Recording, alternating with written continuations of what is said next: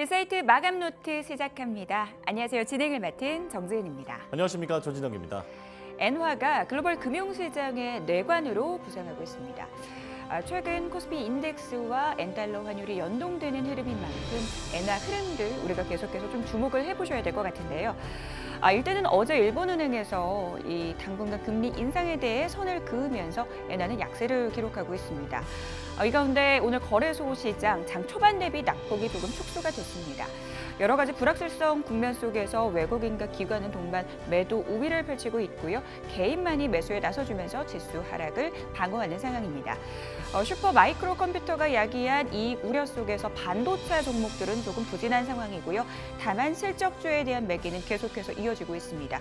방산이라든지 조선 쪽은 오늘 시장 대비 여전히 좋은 흐름입니다.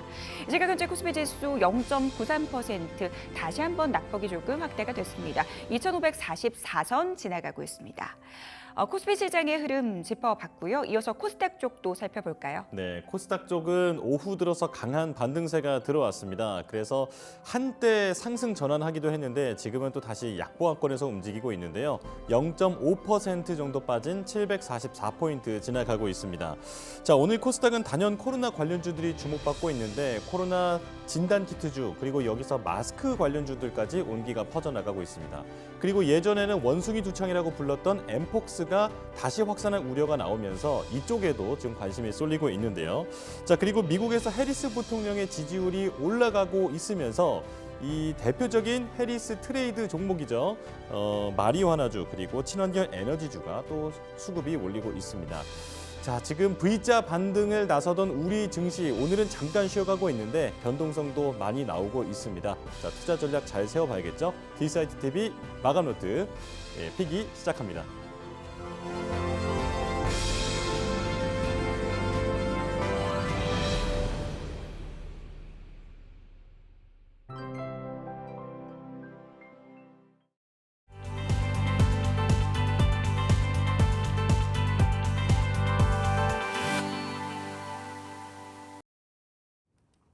이슈노트와 함께 하시죠. 변동성이 심화되는 시장입니다. 시장의 이슈들 체크해보고 전략 세워보는 시간입니다.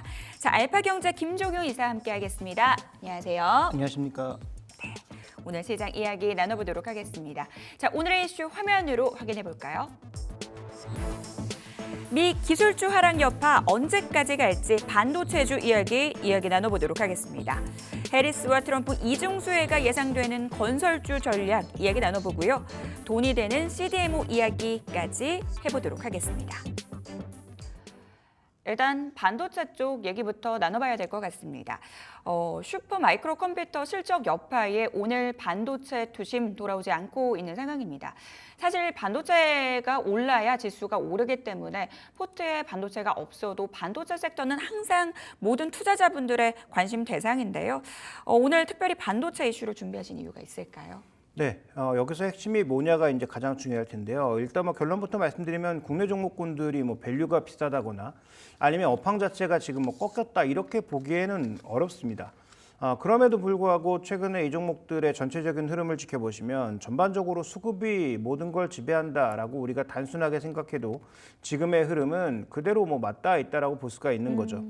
그래서 지금 뭐 이 차트 흐름을 수급으로 함께 살펴보시면 외국인 수급이 둔화되는 지점부터 주가가 횡보하기 시작했고 외국인들이 팔고 있는 구간에서부터는 조정이 가파라지기 시작해서 최근 들어서는 뭐 외국인 매물이 더 나오는 것은 아니지만 일단 외국인들의 집중적인 매물을 여전히 소화하고 있는 그런 상황이고요. 최근 들어서 외국인들은 이쪽에 전혀 사지 않죠. 네. 연초에 10조가 넘게 샀는데 최근 들어서 조금 사지 않는 것만으로도 주가의 변동성 커지고 있는 국면이고요.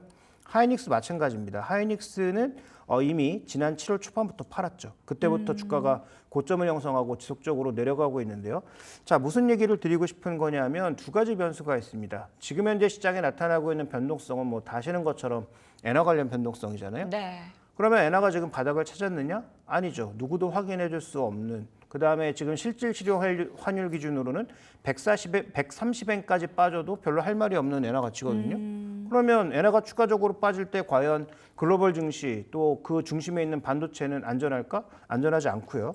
그다음에 두 번째로 살펴봐야 될 것은 바로 중국 변수라고 보여집니다. 그동안 이 시간에 제가 나와서 네. SK하이닉스 대비해서 삼성전자를 계속 강조해 왔는데 그 이유는 중국에서 대량의 매출과 이익이 발생하면서 HBM에 들어가지 않아도 삼성전자의 이익이 굉장히 좋을 거다라고 봤고 그다음에 HBM에 삼성이 들어가는 순간 상대적으로 SK하이닉스의 매력이 떨어질 거라고 봐서 SK하이닉스보다 삼성전자를 강조해 왔었는데 근데 최근에 나온 로이터 뉴스 중에서 HBM 통과했다는 쓸데없는 얘기는 빼고요. 지금 현재 구간에서 로이터 뉴스 중에 가장 의미 있었던 뉴스 중에 하나가 뭐냐면 네. 바로 삼성전자가 화웨이와 중국 업체들에게 HBM2E를 제공하고 있다는 뉴스입니다. 이것으로 인해서 삼성전자의 2분기 실적이 예상보다 증권사 예측보다 굉장히 좋았다라는 걸 우리가 알 수가 있었고요. 해당 뉴스가 나와서 제가 이제 삼성전자의 공식적인 루트를 통해서 질문을 해본 결과 삼성전자의 공식적인 답변은 각 개별 회사에 얼마만큼의 매출이 나가고 있는지는 답해줄 수 없다가 공식적인 답이었고요. 그 다음에 로이터의 또 뉴스 중에서 하나 좀 틀린 것은 네. HBM의 비중이 무려 30%가 중국 쪽으로 나갔다는 뉴스였는데 오. 시장의 통상적인 전문가들 얘기로는 그렇게 30%의 물량을 중국의 회사로 배정하기는 어렵다라는 것이 또 시장의 평가입니다. 그러면 이걸 종합해 봤을 때 지금 8월 달에 임박해 있는 게 뭐냐면 미국 정부에 대한 대중국 압박 규제 정책이거든요. 네. 이게 결정됐을 때 만약에 삼성전자가 지금 화웨이나 이런 업체 쪽으로 꽤 많은 물량들을 만약에 밀어 넣었다면 그러면 만약에 중국에 정말로 규제가 들어오고 어떤 규제가 문제냐면 HBM을 만들 때 HBM을 설계하는 그 기술 K도 쓸 겁니다. 미국 기술이 들어간 거라는 네. 거죠. 그래서 지금 HBM의 거의 전량이 엔비디아로 가고 있는 SK하이닉스는 상대적으로 영향이 적은데 네. 만약에 정말로 미국의 기술이 들어간 모든 것에 대해서 만약에 미국이 규제를 하게 된다면 그러면 삼성전자의 3분기 실적은 시장의 예상보다 덜 나오거나 나빠질 수도 있는 거죠. 그러니까 네. 말씀드리고 싶은 핵심 포인트는 뭐냐면 저는 뭐 단기적인 트레이딩은 둘 다 뭐 주가가 많이 빠져서 충분히 가능할 거라고 보고 있지만 네. 결국 이 이슈가 나와서 삼성전자를 향한 대중국 압박이 어떻게 결정되느냐가 종목 선택을 다시 바꿀 수도 있는 하나의 포인트가 아닐까. 삼성전자가 HBM3E를 통과해서 엔비디아에 들어간다고 해도 당분간 하이닉스를 이기기 어렵습니다.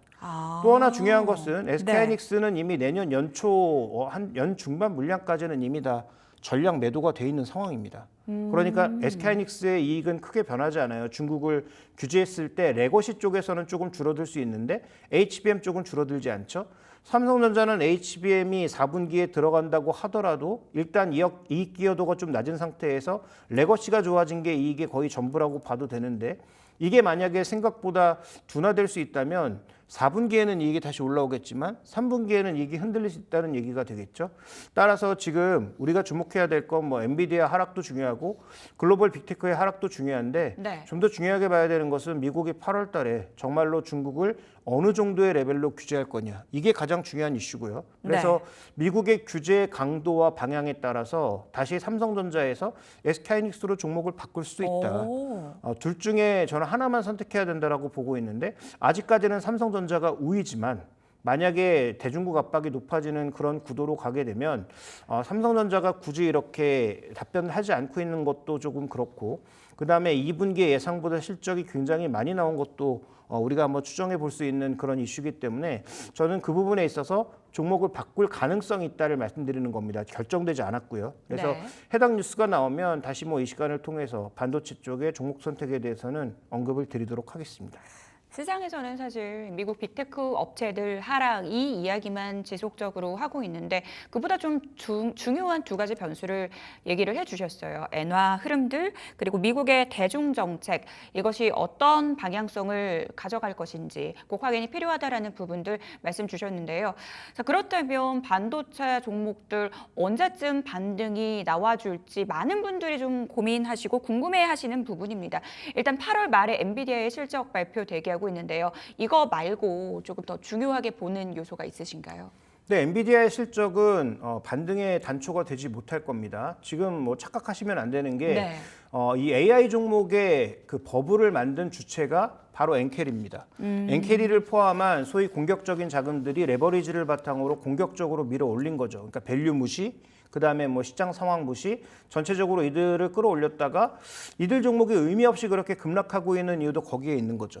그러니까 레버리지가 청산되면서 도망가고 있는 건 이미 깡통이 됐거나 반토막 이상이 난 계좌들이 헤지펀드 쪽에서 속출하고 있다는 거죠. 그러니까 이들은 그냥 손절하고 나간 거고 그다음에 만약에 엔화가 더 밀리면 관련된 물량은 더 나올 수 있어서 수급적으로는 다시 엔화가 올라간다고 하더라도 이들이 돌아오지가 않습니다. 그러니까 예전만큼 끌어올릴 힘이 없다는 게 핵심 네. 포인트예요. 그러니까 엔비디아의 실적이 아무리 좋고 엔비디아가 향후 가능성을 아무리 좋다고 포장해서 내놔도 예전만큼 주가를 끌어올리려면 140달러로 끌어올리려면 원래 움직였던 에너지의 한 2배 정도는 필요하다. 그러니까 나오는 차익 매물을 다 소화할 정도의 아주 강력한 매수가 들어와야 가능한 거예요.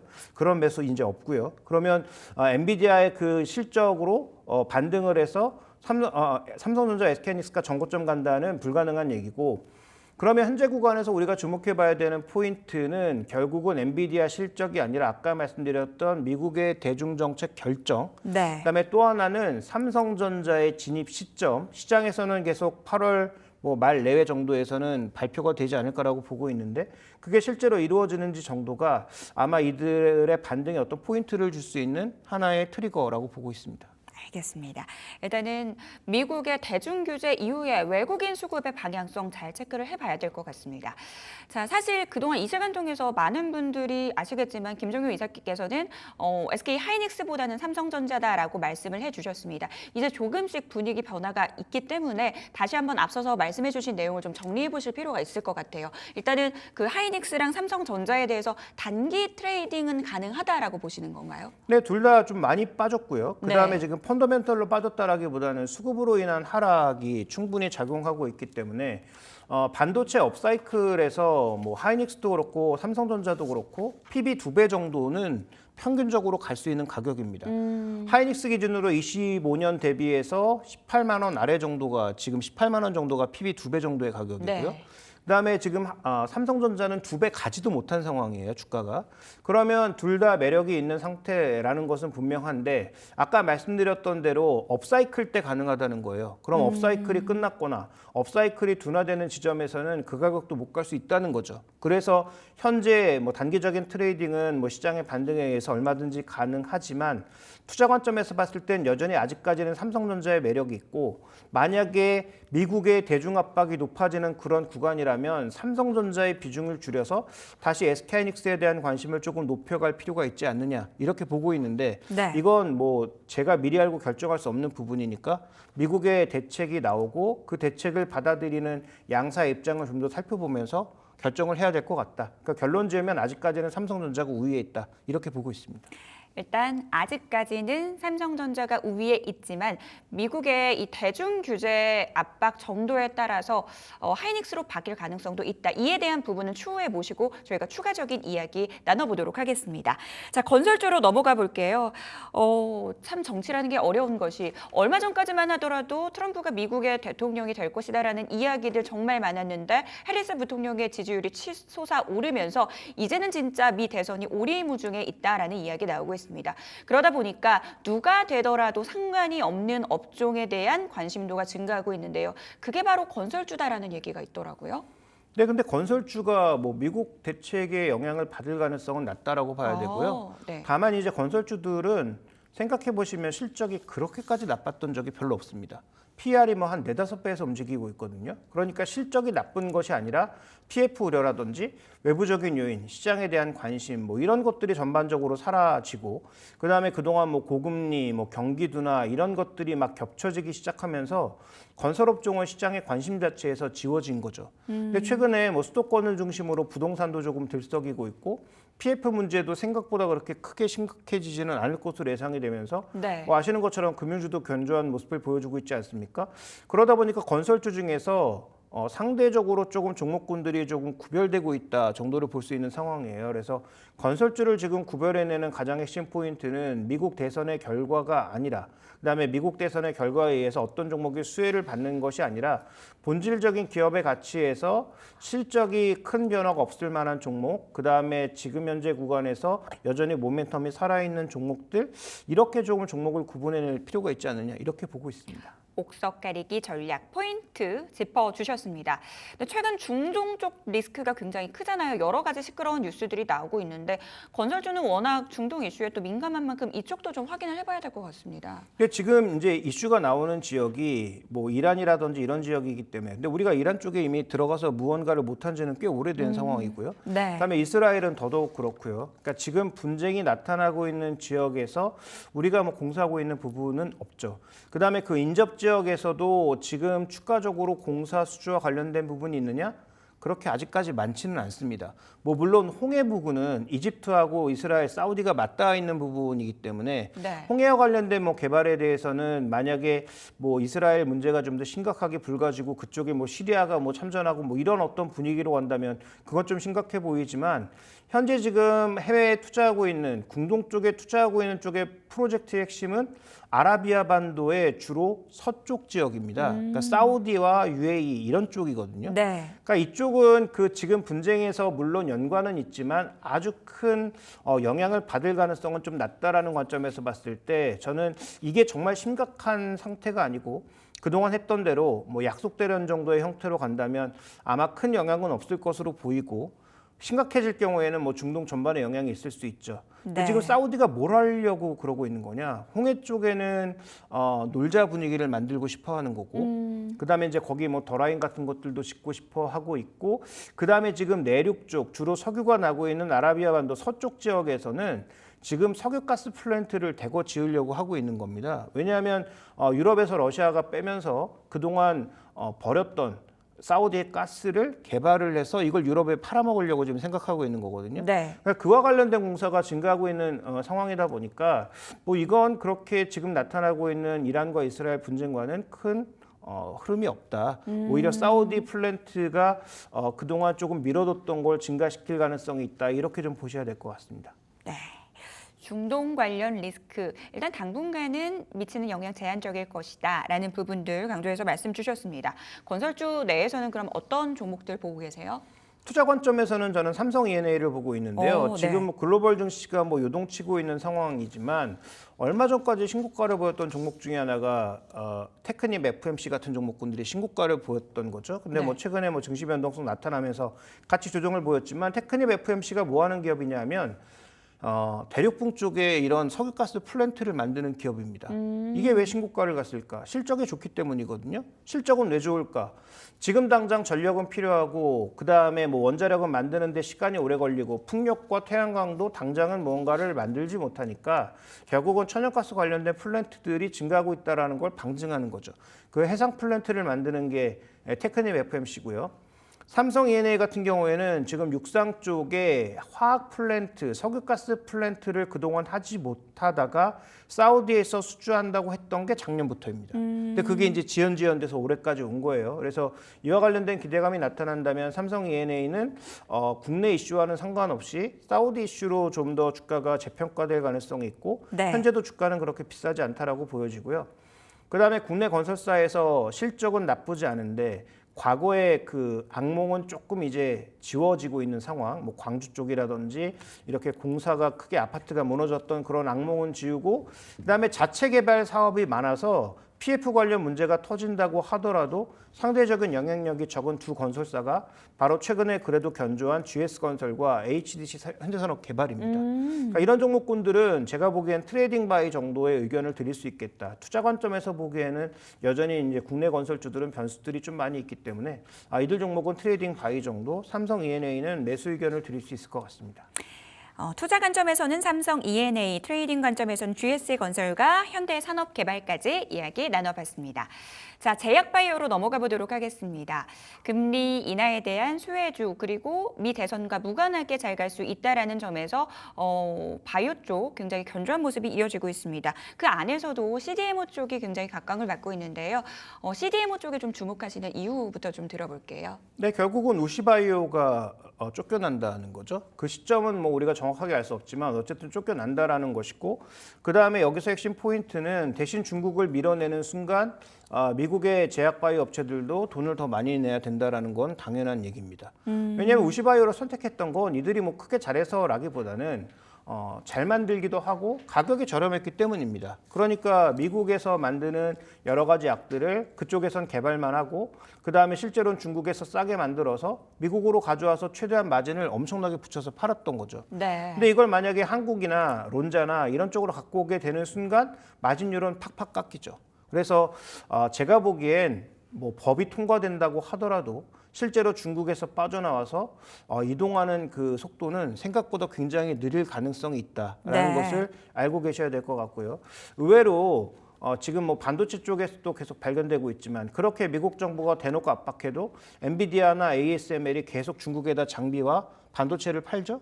그러니까 중국에 워낙 매출이 크거나 중국 영향이 큰 회사들은 아무리 정부가 압박해도 최대한 꼼수를 써서 이걸 최대한 피해가려는 모습을 보이고 있다는 것도 염두에 두실 필요가 있겠다. 그렇지만 어쨌든 법이 정해지면 방향은 그쪽으로 가는 것이기 때문에 좋은 생산 시설을 갖고 있고 트랙 레코드를 갖고 있는 기업들에 대해서는 우리가 주목해 볼 필요가 있다. 이렇게 보고 있는 것입니다. 시장의 기대보다는 속도가 좀 더딜 수 있다라는 점 체크 포인트로 잡아주셨습니다.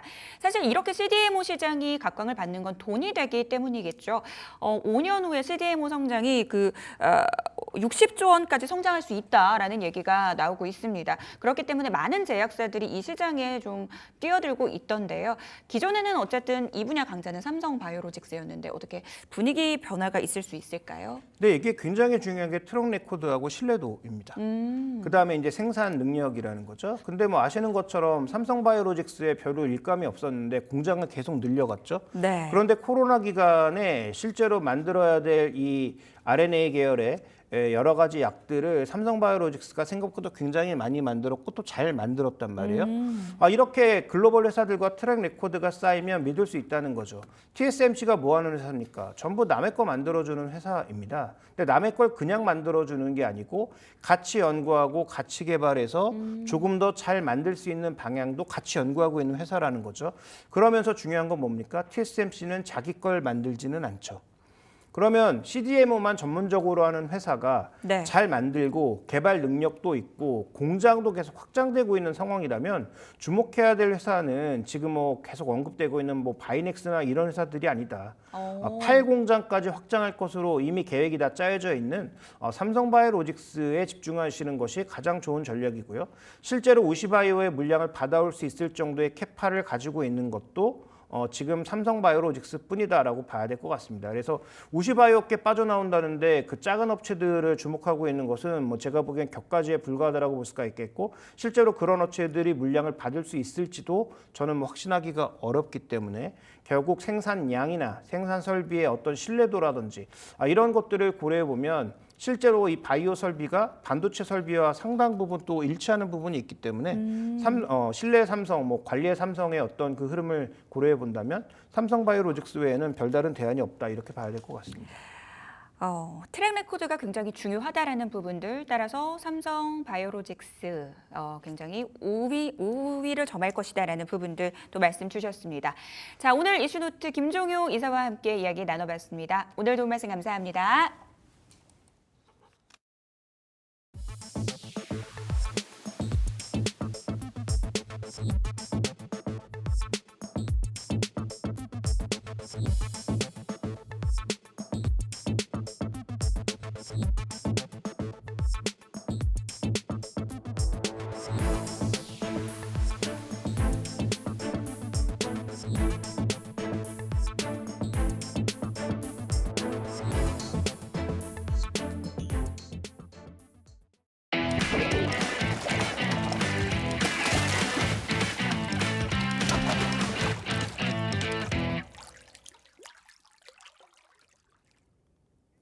자, 바닥에 있는 월척 종목을 끌어올려보는 시간이죠. 강태공의 월척 종목, 강태공 전문가와 함께하겠습니다. 어서 오십시오. 예, 안녕하세요. 네, 자 오늘은 어떤 걸 가지고 오셨을지 궁금한데 첫 번째 키워드 바로 열어보겠습니다.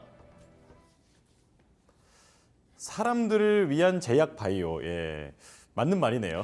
그렇죠. 원래 사실 제약바이오라는 기업들이 다 사람들을 위한 거지 뭐 사실 간혹 가다가 뭐 동물들을 위한 뭐 그런 것들도 있긴 하지만 뭐 어찌됐든지 이 제약바이오에 있어서 이 기업 역시도 나는 정말 사람들을 위한 사람들을 돕기 위한 제약바이오 기업이 되고 싶다를 상호에 그대로 박아놓은 기업이지 않을까 좀 말씀을 드리겠습니다. 좋습니다. 바로 자, 이 뜻을 어떻게 이름에 담아냈을지 자 보겠습니다.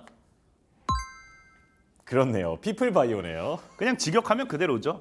그냥 직역하면 그대로고 이 피플바이오 같은 경우는 뭐 사실 지금 제약바이오 관련되어 있는 시장에서 굉장히 반사이익을 뭐 지금 사실 뭐 코로나 치료제라든지 백신 아니면 CDMO 막 이런 식으로서 뭐 이슈들이 많이 받아가고 있는데 여기와는 조금 소외된 종목일 수도 있습니다. 다만 이 피플바이오라는 종목 자체는 이제 우리가 대표적인 퇴행성 뇌 질환 중에 하나가 이제 치매, 알츠하이머라고 표현하죠. 그 알츠하이머라는 것 자체가 여러분들에게 얼마나 이거를 사실 이 알츠하이머 자체는 진행이 된 이후에 잡게 된다라고 하면은 굉장히 치료가 어렵습니다. 지금은. 예. 그러다 보니까 이게 얼마나 조기에 진단을 할 수 있냐 없냐가 중요한 건데 피플바이오 같은 경우는 그런 부분에 있어서 조기 진단 관련되어 있는 이런 부분이 좀 기대될 수 있는 부분이다라고 볼 수 있고 예. 어쨌든지 이 기업 자체도 뭐 기술 특례 상장한 기업입니다. 그러다 보니까 기술 특례라는 건 어쨌든 정부에서 기술력을 봤을 때 절대적으로 이 기업이 무시당할 만한 그런 기업은 아니었다라는 거겠죠. 그렇기 때문에 아무래도 기술력조차도 인정받은 기업이지 않을까 좀 생각해 보면서 오늘 피플바이오 아마 이 키워드까지 보신다라고 하면은 저가 매수 기회에 유효하다라고 좀 말씀드리겠습니다. 좋습니다. 자, 준비해 주신 내용 바로 띄워보겠습니다. 네, 말씀하신 대로 알츠하이머 얘기가 첫 줄에 들어가 있네요. 예, 맞습니다. 일단은 뭐 제일 중요한 게 사실 그 보통의 제약바이오 뭐 이 뒤에 또 제가 오늘은 제약바이오만 두 종목을 들고 왔어요. 제약바이오가 사실 굉장히 요즘에 많이 움직이니까 제약바이오가 좀 봐야 되는 부분 맞다 생각하는데 뒤에 소개시켜드릴 종목은 정말 내용이 너무 많아요. 내용이 많다라는 거는 이 기업에 대한 뭐 미래 가치, 실적 이런 내용이 많다는 게 아니라 그냥 뭐 이 엮이는 것들이 굉장히 많아요. 근데 네. 이제 피플바이오라는 기업은 사실상 지금 우리가 얘기할 수 있는 거는 알츠하이머라는 재료 말고는 사실 뭐 어떻게 얘기할 만한 재료는 좀 부족하지 않나라고 좀 설명을 드리고 싶고 대신에 우리가 보통 선택과 집중이라고 표현을 하죠. 여러 개의 영역에 있어서 다양한 제약 산업을 운영하는 것보다는 오히려 이 딱 하나의 이 섹터에만 집중적으로 오히려 선택과 집중을 한다라는 거는 그만큼 기술력이 더 뛰어났다라는 것을 입증하는 게 아닌가 좀 생각해보고 있고 뭐 그렇기 때문에 뭐 기술 특례 상장도 가능했던 부분이다라고 보고 있고요. 특히나 이제 또 지금은 이슈를 못 받더라도 오히려 이런 종목이 제가 예전에도 얘기했지만 알츠하이머도 지금 원래 치매, 비만, 이제 항암 이 세 가지가 원래 2024년도 제약바이오 섹터 키워드다라고 하면서 증권가에서는 얘기를 했던 부분입니다. 그러면서 이제 비만이라든지 이제 그 항암은 움직였지만 지금 치매는 못 움직였거든요. 그러다 보니까 치매 관련되는 시장이 또 다가왔을 때 알츠하이머 관련되는 시장에서 독자적으로 엄청나게 올라갈 수 있는 종목이 될 수도 있다 생각해보고 있고 어쨌든 중요한 거는 지금 이제 알츠하이머를 여러분들이 무시할 수가 없는 게 제가 예전에도 얘기했지만 이제 고령화 사회가 계속해서 지속이 되고 있어요. 이제 인구가 나이가 먹어가는 사람이 더 많지 젊은 사람들은 이제 좀 많이 줄어들고 있습니다. 특히나 이제 예전에는 나이를 먹었으면은 빨리 이제 돌아가신다고 하면은 이제는 나이를 먹어도 뭐합니까? 우리가 100세 시대라고 이야기할 만큼 더 오래오래 살아요. 그러다 그렇죠. 보니까 예전에는 알츠하이머라는 질병에 걸리기도 전에 그러니까 걸릴 새가 없이 그냥 돌아가셨던 분들이 많았다라고 하면은 이제는 고령화 사회에 진입하면서 얼마든지 알츠하이머에 걸릴 수 있는 상황이 이제 조성이 된다는 겁니다. 그러다 보니까 이 알츠하이머라는 질병에 있어서 시장 규모도 굉장히 커지고 있고요. 또 이 알츠하이머에서 아까 얘기했다시피 조기 진료를 한다는 게 굉장히 중요하기 때문에 피플바이오라는 기업이 거기에 있어서 굉장히 주목을 받고 있는 기업이었어요. 근데 중요한 거는 안 그래도 주목을 받고 있는 이제 기업이었는데 최근에 이제 이 알츠하이머 조기 진단이라 해서 알츠온 플러스라고 해가지고 이 영국 내 정식 등록됩니다. 그러면서 이제 글로벌로서의 이런 또 지속적인 진출 기대감이 나와주게 되어 있었어요. 그러다 보니까 사실 전 세계 우리나라 국내 시장뿐만 아니라 전 세계에서 이렇게 그 정식 런칭되게 되면서 등록되게 되면서 매출 이 실적에 대한 기대를 해보게 된다 했을 때는 앞으로의 이 주가의 강한 상승 랠리까지도 기대할 수 있지 않나라고 좀 생각을 해보고 있고요. 네. 그리고 또 제일 중요한 거는 사실 이 기업이 최근에 100억 원대 CB 발행을 했습니다. CB 발행이란 건 전환사채 발행이에요. 그러니까 전환사채 자체 발행을 했기 때문에 이게 뭐 어떻게 보면은 이 기업이 돈이 없다일 수도 있는 거고요. 어떻게 보면 누군가는 이 기업의 기술력을 믿고 아니면 주가가 올라갈 것을 믿고 돈을 투자했다라는 건데 중요한 건 어쨌든 피플바이오가 이 돈을 가지고 온 이유가 중요한 겁니다. 예. 이제 보통의 제가 늘 말했던 게 제약바이오 관련되어 있는 기업은 사실상에 정말 실적이 좋은 기업이 거의 없다라고 분명히 말씀을 드렸어요. 특히나 최근에 이제 고금리가 유지가 되면서 이 보통의 이제 투자자들이 이런 제약바이오 업종에 투자를 많이 해줘야 되는데 고금리 정책에 의해서 사실 제약바이오 업종에 투자라는 것보다는 그냥 오히려 은행이라든지 그냥 금리적인 이런 이자 수익을 창출한 게 더 훨씬 보다 안정적이고 이득이 되었기 때문에 굳이 이제 고금리 시대에 제약바이오로서 이런 투자 자금이 안 들어와요. 그러다 보니까 피플바이오 역시도 이제 실적이 사실은 잘 받쳐주지 못했던 추세였고요. 그러다 보니까 이 자금 조달을 지금 하지 못한 상황이 됐다라고 하면은 내년에 이제 법차손에 대한 부분, 이 문제를 해결하지 못했을 때는 관리 종목으로 지정이 됩니다. 관리 종목으로 지정이 된다라는 거는 아무래도 또 개인 투자들로 있어서 이제 투자하는데 투자를 못 거래하게 되는 이런 리스크로 작용하게 되겠죠. 그러니까 이 관리 종목을 탈피하기 위해서 관리 종목에 지정되는 걸 피하기 위해서 이번에 뭘 했냐고 하면요. CB를 발행하면서 100억 원대 자금을 조달했습니다. 그러면서 보통은 이제 자금을 조달했을 때 이거를 어디 투자한다, 뭐 한다 이런 어디에 쓸 거다라고 발표를 하는데 이제 피플바이오 같은 경우는 정확하게 운영 자금으로 사용할 거다라고 밝혔던 만큼 이 관리 종목에 대한 부분 이런 것들을 피해가고자 하는 의지가 보이기 때문에 아무래도 이 주주 환원 정책 이런 것도 충분히 우리가 기대해 볼 수 있지 않나라고 좀 생각을 해보고 있고요. 네. 그리고 또 이것도 뭐 마지막으로는 차트를 보면서 또 설명드릴 수 있지만 유무상 증자 후에 장기 행보를 했다라는 거는 제가 예전에도 말했지만 유상증자라든지 무상증자를 하게 되면은 지금 현재 주가보다 싼 가격의 주식을 굉장히 많이 가지고 오게 됩니다. 그러다 보니까 그 이후에 물량을 물량을 이제 정리하기 위해서 주가를 의도적으로 올리는 경우가 굉장히 많이 나와줘요. 근데 이제 이 피플바이오 같은 경우 이제 차트를 보시면 아시겠지만 네. 유무증 물량이 지금 현재 이 구간에서 들어옵니다. 그러니까 사실 유무증 물량이 들어왔는데 주가가 무너질 수밖에 없었던 이유는 유상증자가 뭐 3자 배정 유상증자였으면 좋았겠지만 주주 배정이었죠. 주주 배정이니까 보통 우리가 이런 건 악재로 보는 거고 어쨌든 이런 주주 배정 이후에 지금 이 구간 때 지금 물량을 모아가는 구간이 나와주고 있고요. 보시면 아시겠지만 이 갭을 메꾸는 구간 때도 나와줬어요. 갭을 메꾼 상태에서 물량을 모아갔다라는 거는 주가가 언제든지 상방으로 올려친다라고 하면 올려칠 수 있는 기회가 될 수 있습니다. 그래서 피플바이오 같은 기업은 지금 자리에서 충분히 제가 봤을 때 이 금리 인하에 있어서 가장 큰 반사익은 제약바이오예요. 그렇기 때문에 이 제약바이오 관련되어 있는 모멘텀으로서 저가 매수. 지금 이제 계속해서 이제 9월부터 뭐 빅테크가 아니죠. 이제 빅스텝 이야기까지 나올 정도로 금리 인하에 대한 기대감이 나오는데 그렇다라고 하면은 제약바이오만큼은 여러분들 포트에 한 종목은 있어야 되지 않나 좀 생각해보고 있고 사실상 이슈만 본다라고 하면은 지금 시장에서 알츠하이머 자체를 소개시켜드리고 싶지는 않습니다만은 차트적인 부분이라든지 아까 이제 CB 발행했던 부분 그다음에 이제 CB 발행 자체가 어쨌든 이 관리 종목을 탈피함으로써 개인들에게 리스크를 지게 하지 않겠다 이런 의지의 표현으로 보기 때문에 나쁘지 않다라고 좀 보고 있고요. 그다음에 유무증 물량이 들어왔기 때문에 이 물량을 차익을 하기 위해선 주가를 의도적으로라도 주가 올려놓는 행동이 나와주지 않을까를 좀 생각해봤을 때 피플바이오가 지금 자리에서 매수하기 좋다라고 좀 말씀드리고 싶고 네. 지금 보면 뭐 4,000원대가 사실상 강한 저항이에요.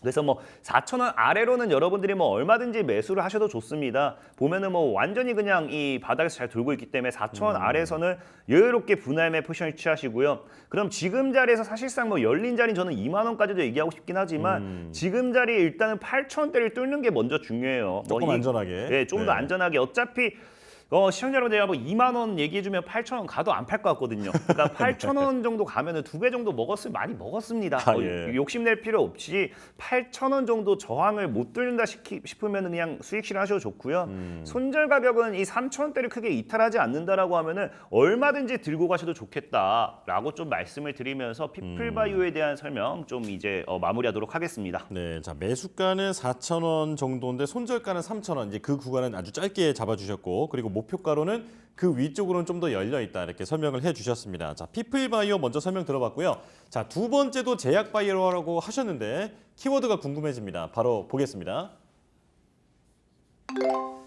이것도 무슨 얘기인가요? 슬픈 제약 바이오라니. 사실 이 제약 바이오 업종들이 다 슬퍼요. 다 슬픈 이유가 뭐냐고 하면은 아까도 얘기했지만 이 고금리에 있어서 가장 큰 피해를 본 게 제약 바이오입니다. 예, 예. 그래서 이 뉴스 같은 것도 찾아보시면 아시겠지만 대다수의 뭐 기업들은 빠져봐야 진짜 뭐 한 30%, 40%, 진짜 많은 게 60% 빠졌다라고 하면은 제약 바이오 대부분의 종목들은 거의 70 고점 대비해서 70%까지 빠졌다라고 할 만큼 굉장히 슬픈 종목들이 많은 게 제약 바이오예요. 네. 그러다 보니까 이 기업은 애초에 슬픔을 이제 표현하고 싶은지 우리가 우는 표시 있잖아요. 우는 네네. 표시 뭐예요? 이거 유유 울고 있습니다. 이 기업은 울고 있는 제약이에요. 모음 유유. 네, 자 바로 보겠습니다. 그렇습니다. 유유제약.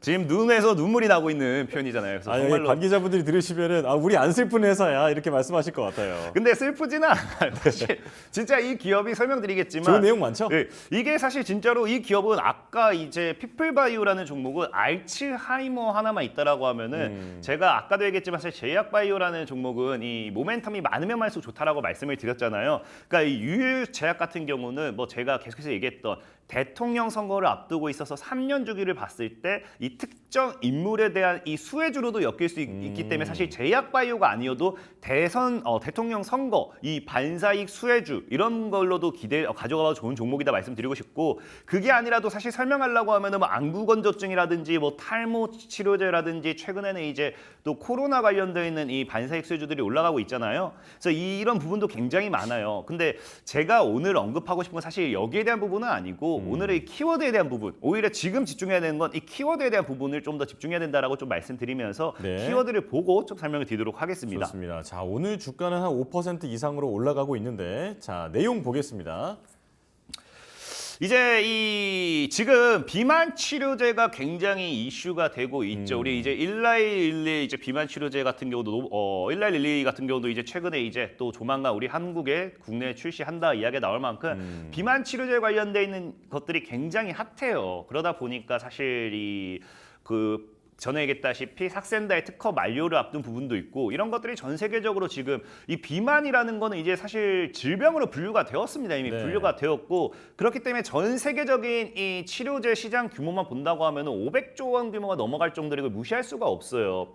근데 이 중요한 건 뭐냐고 하면은 이 지금까지 비만 치료제라는 건 결국에 비만 치료제라는 거는 이 혈당 관련돼 있는 적용한 부분이라 말씀드렸잖아요. 그리고 제일 중요한 거는 이런 주사를 맞는다는 것 자체에 굉장히 부담감을 느끼는 이런 사람들도 굉장히 많아요. 그러다 보니까 유유제약이란 건 사실 뭐 주사를 놓고 뭐 이런 건 아닙니다. 이런 건 아니고 오히려 지금 뭐냐고 하면은 이 건강기능식품인 포모라인이라고 해가지고 오히려 체지방 감소에 효과가 있는 도움을 줄 수 있는 그런 음식이에요. 그러다 보니까 뭐 간식처럼 좀 보시면 좋고 아마 우리나라 사람들은 이걸 잘 모를 수도 있어요. 우리나라 사람들은 이걸 뭐 잘 모를 수 있는 게 우리나라 사실 뭐 다이어트식이라 해봤는데 닭가슴살 뭐 이런 네. 것들만 알지 우리가 요즘에서야 뭐 제로 요즘은 초콜릿도 제로 나올 만큼 맞아요. 굉장히 유행하는 거지. 사실 이 포모 라인이라고 해가지고 이런 거는 어디서 유유제약의 제품이 어디서 이걸 유행했냐고 하면은 독일 쪽에서 이제 다이어트 건강기능식품으로 해가지고 14년입니다. 14년 동안 이 독일 내에서 이 다이어트 건강기능식품으로서는 압도적인 1위를 하고 있는 이 식품이다. 좀 보시면 좋아요. 그러다 네. 보니까 지금 전 세계 52개국에도 수출을 해 있는 상태이기 때문에 전 세계적으로 이런 다이어트 열풍이 다시 한번 불게 된다라고 하면은 사실 이게 어쩔 수 없어요. 내가 약만 처방받고 약만 주사하면서 먹는 거는 그대로 먹으면서 살이 빠지길 원한다. 이거는 말도 안 된다는 거거든요. 그러니까 사실 이제 약도 이제 약의 시장이 커지면 커질수록 식품에 대한 시장도 커질 수밖에 없기 때문에 그런 지금 다이어트 관련되는 시장에서 굉장히 이런 수혜주들이 올라갈 때 후발주로 올라가도 사실은 전혀 이상한 게 하나도 없는 종목이 이제 바로 유유제약이다라고 우리가 좀 생각해 보시면 좋을 것 같고요. 그리고 이제 뭐 두 번째로는 이 반려동물용 비타민 개발이에요. 그러니까 사실 유유제약 자체는 원래 보통의 기업들이 반려동물용 제품을 만들 때 사람의 이 식품을 이제 동물용으로 좀 많이 수정합니다. 그래서 이제 유유제약 같은 경우도 이제 사람용 비타민 유판C라고 있어요. 그러니까 이것도 완전히 동물용으로 이제 지금 개발하고 있는 게 이름조차도 너무 귀엽습니다. 강아지용, 고양이용이 따로 있는데 네. 강아지용 같은 경우는 멍판씨라고 해요. 고양이용 같은 건 양판씨라고 해요. 아 정말 그러니까, 정식 이름이 그렇습니까? 네, 정식 이름입니다. 그러니까 아까 있잖아요. 사람용은 유유제약의 약품이기 때문에 유판씨인데 아. 이게 강아지용이 되니까 멍판씨가 되고 고양이용이 되니까 양판씨가 되고 대놓고 이게 반려동물용으로서 우린 저격하겠다라는 거거든요. 근데 중요한 게 뭐냐고 하면은 이 반려동물용 이 건강기능식품, 이 비타민 이런 것들을 우리가 사실 무시할 수가 없는 게 뭐냐고 하면은 아까도 얘기했다시피 전 세계적으로 인구가 고령화가 된다고 분명히 말씀을 드렸습니다. 그럼 이 고령화 시대에다가 추가적으로 이제 1인 가구 시대가 증가하고 있죠. 그러다 보니까 뭐 사실 1인 가구이신 분들은 이 반려동물을 키우는 건 너무나도 당연하게 옛날부터 증가했던 추세고요. 요즘은 이제 고령화가 되니까 이 혼자 사시게 되는 이런 아니면 이제 뭐 두 분이서 이제 같이 사시는 이 어르신들이 이 너무 외로운 부분. 사실 요즘 그런 말 많잖아요. 자녀분들이 옛날 자녀 같지가 않다. 그렇죠. 그래서 옛날 어른들 참 이 쓸쓸한 세대라고 하는 게 부모는 모셔야 되고 부모는 모시면서 이제 내 자식한테는 대접을 받지 못하는 모심을 받지 못하는 세대다라고 하면서 참 우리 안타까운 세대라고 표현을 많이 해요. 그러다 보니까 그런 분들이 지금 뭘 하냐고 하면은 예전과 다르게 진짜 옛날 진짜 저 위로 가면은 그냥 강아지 키워봐야 그냥 집 앞에 집 지키는 게밖에 없습니다. 그죠, 예. 근데 요즘에 진짜 그 50대, 60대 이런 어르신들은 집에서 그냥 이미 집 나간 이 사람 자식이 아니라 이 반려동물을 키우면서 내 자식 그러는 거거든요. 그러니까 중요한 게 이런 어르신들이 뭘 걱정하냐고 하면은 정말 본인들이 이 돌아가셨을 때 내 사람 자식이 걱정되는 게 아니라 혼자 남을 반려동물을 걱정할 만큼 예. 그만큼 이 반려동물에 대한 시장이 어르신들로부터 해가지고 굉장히 급격하게 성장하는 중이란 거예요. 그래서 네. 실질적으로 어른들이 본인들의 입맛이 없다고 해가지고 밥에 물 말아 먹으면서도 우리 강아지, 고양이들은 매일같이 비타민도 먹여줘야 되고 혹시나 뭐 다리가 아플까봐 건강기능식품도 먹여야 되고 본인들은 비타민도 안 먹으면서 우리 고양이, 강아지는 꼭 먹여요. 그러다 보니까 네. 이런 이 반려동물 관련되어 있는 이 제약 바이오 시장이 성장할 수밖에 없는 추세이기 이 때문에 반려동물용 또 그 뭐 먹는 거라든지 예. 입히는 거라든지 가격도 사람보다 비싸더라고요. 아 맞습니다. 이게 네네. 가격도 사람보다 비쌀 수밖에 없는 게 사실 사람들은 건강보험이 되기 때문에 병원에 가면 돼요. 그래서 내가 안 먹고 있다 병원 가면 되는데 반려동물은 안 먹이고 있다가 병원 가면은 그냥 진짜 갈 때마다 100만원씩 삭제되거든요. 그러다 보니까 차라리 그거 아껴서 먹인다 이런 느낌에서 먹이는데 어쨌든 그런 부분을 보니까 이게 시장 규모가 진짜 누가 먼저 선점하느냐입니다. 누가 예, 먼저 예. 선점하느냐예요. 그러다 보니까 이런 반려동물 관련되는 부분들 진짜 뭐 제품들 화장실도 뭐 하나에 100만 원 하는데 정말로 이런 부분에 있어서는 실적이 증가할 수밖에 없고 그렇기 때문에 유유제약도 이제 사람 비타민이 아니라 이 반려동물 비타민으로 노선을 다시 바꾸지 않았나라고 좀 생각을 해보고 있고요. 네. 자 마지막으로는 이제 무상증자 이 유유제약이라는 종목이 무상증자를 진행을 했었어요. 그래서 무상증자를 진행했는데 무증 이후에 너무나도 긴 하락이 나왔다는 거예요. 그래서 지금 차트를 보면 아시겠지만 과거 무상증자가 이 당시입니다. 그러니까 이 당시 무증 이후에 지속적인 하락이 나왔다는 건 아직도 물량을 안 털었을 확률이 굉장히 커요. 그럼 이 물량을 정리하기 위해서는 주가를 끌어올릴 수밖에 없다라고 생각하고 있고 특히나 지금이 기술적인 구간대로 본다 하더라도 저항자리, 지지자리 우리 주식의 기본이죠. 저항대를 뚫으면 지지가 되고요. 지지했더니 반등하고요. 지지했더니 반등하고요. 지지했더니 지금 뭐 해야 된다? 반등해야 된다. 아, 그 그래서 차례가 됐다. 그래서 유유제약이라는 종목도 지금 추가적인 하락이 나와주지 않는다라고 하면은 얼마든지 주가에 대한 반등을 기대해 볼 수 있는 구간대가 나온다라고 좀 생각을 해보고 있고 그렇기 때문에 유유제약 같은 경우 지금 딱 5,000원이에요 현재 주가가. 그래서 5,000원 아래로 그냥 여유롭게 분할매를 좀 접근하시면 좋을 것 같습니다. 자 그래서 목표 가격은 사실 유유제약은 뭐 너무 높게 잡아드리기에는 과거부터 저항대가 10,000원이로는 셌어요. 그래서 보수적으로 10,000원보다도 좀 아래인 8,000원 정도 좀 잡아드리고요. 손절 가격은 뭐 지금 자에서 보다시피 손절도 대신 짧아요. 4,000원. 이 4,000원대는 지켜냈기 때문에 4,000원 지키는 거 보시면서 들고 가시면 되겠다 말씀을 드리겠습니다. 네, 매수가는 5,000원, 목표가는 8,000원 이상, 그리고 손절가는 4,000원 이렇게 정리를 해주셨습니다. 자, 유유제약까지 설명을 들어봤고, 자 그리고 또 수익률이 또 나온 종목이 있습니다. 지난 7월 31일에 꼽아주셨더라고요. 휴마시스. 이 최고가 기준으로 봤을 때는 50%의 수익률이 났는데 자, 이 휴마시스 추가 전략도 좀 알려주실까요? 이 휴마시스 같은 경우는 그때도 분명히 말씀을 드렸습니다. 맛있을 거라고. 그래서 정말로 아마 50%면은 맛있게 수익이 났을 것 같아요. 예. 지금 사실 이게 이성적으로만 얘기한다고 하면은 지금 자리가 저항대예요. 그러니까 지금 자리가 저항대이기 때문에 우리가 어느 정도 자금은 회수를 하고 가지고 가는 게 맞습니다만은 문제는 뭐냐고 하면 지금 휴마시스가 오늘도 한 26% 정도 추가 상승이 나왔는데 이 휴마시스가 이제 올라갈 수밖에 없는 이유가 지금 이제 코로나19의 재확산이죠. 네네. 전에도 얘기했지만 진단 키트가 지금 일부 매점에서는 일부 편의점 약국에서는 품절이라는 겁니다. 그러다 보니까 이런 입원 환자 수도 5배가 증가하고 있고 이 코로나 이 재확산에 대한 우려가 결국에는 또 시장이 안 좋을 때는 이 우리나라 국내 증시가 안 좋은 게 뭐냐고 하면은 정말 모멘텀을 가지고서 이 기업의 실적을 가지고서 올라가야 좋지만 이렇게 시장이 안 좋을 때는 엮을 수 있는 테마를 찾습니다. 엮을 수 있는 테마를 찾기 때문에 뭐 할 수밖에 없냐고 하면은 이런 코로나 같은 이런 테마 굉장히 과거에 경험했잖아요. 과거에 코로나 관련 테마로 20배 이상 올라간 종목도 많았거든요. 그렇기 때문에 충분히 이 기대감을 더 줄 수 있는 만큼 휴마시스도 적립감만 잡고 가져갈게요. 지금 예. 만약에 2,400원 정도, 2,300원 정도를 이탈하지 않는다고 하면은 제가 봤을 때 4,000원에서 5,000원까지 재돌파 시도 노려볼 수도 있겠다라고 좀 말씀을 드리겠습니다. 지금 수준에서 뭐 비중을 조금 줄일 필요가 있을까요? 현금화를 좀 할 필요가 있을까요? 근데 아까도 얘기했지만 어차피 욕심을 낸다라는 거는 그냥 익절가만 가져가면 돼요. 근데 욕심이 없다고 하면 전량 수익 실현하는 거고 욕심을 내겠다면은 익절하는 거 수익 실현 구간을 한 2,400원 정도만 보면 될 것 같습니다. 네, 알겠습니다. 자, 휴마시스까지 애프터 서비스까지 잘 들어봤습니다. 자, 여기서 마치겠습니다. 강태공 전문가와 함께했습니다. 고맙습니다. 감사합니다.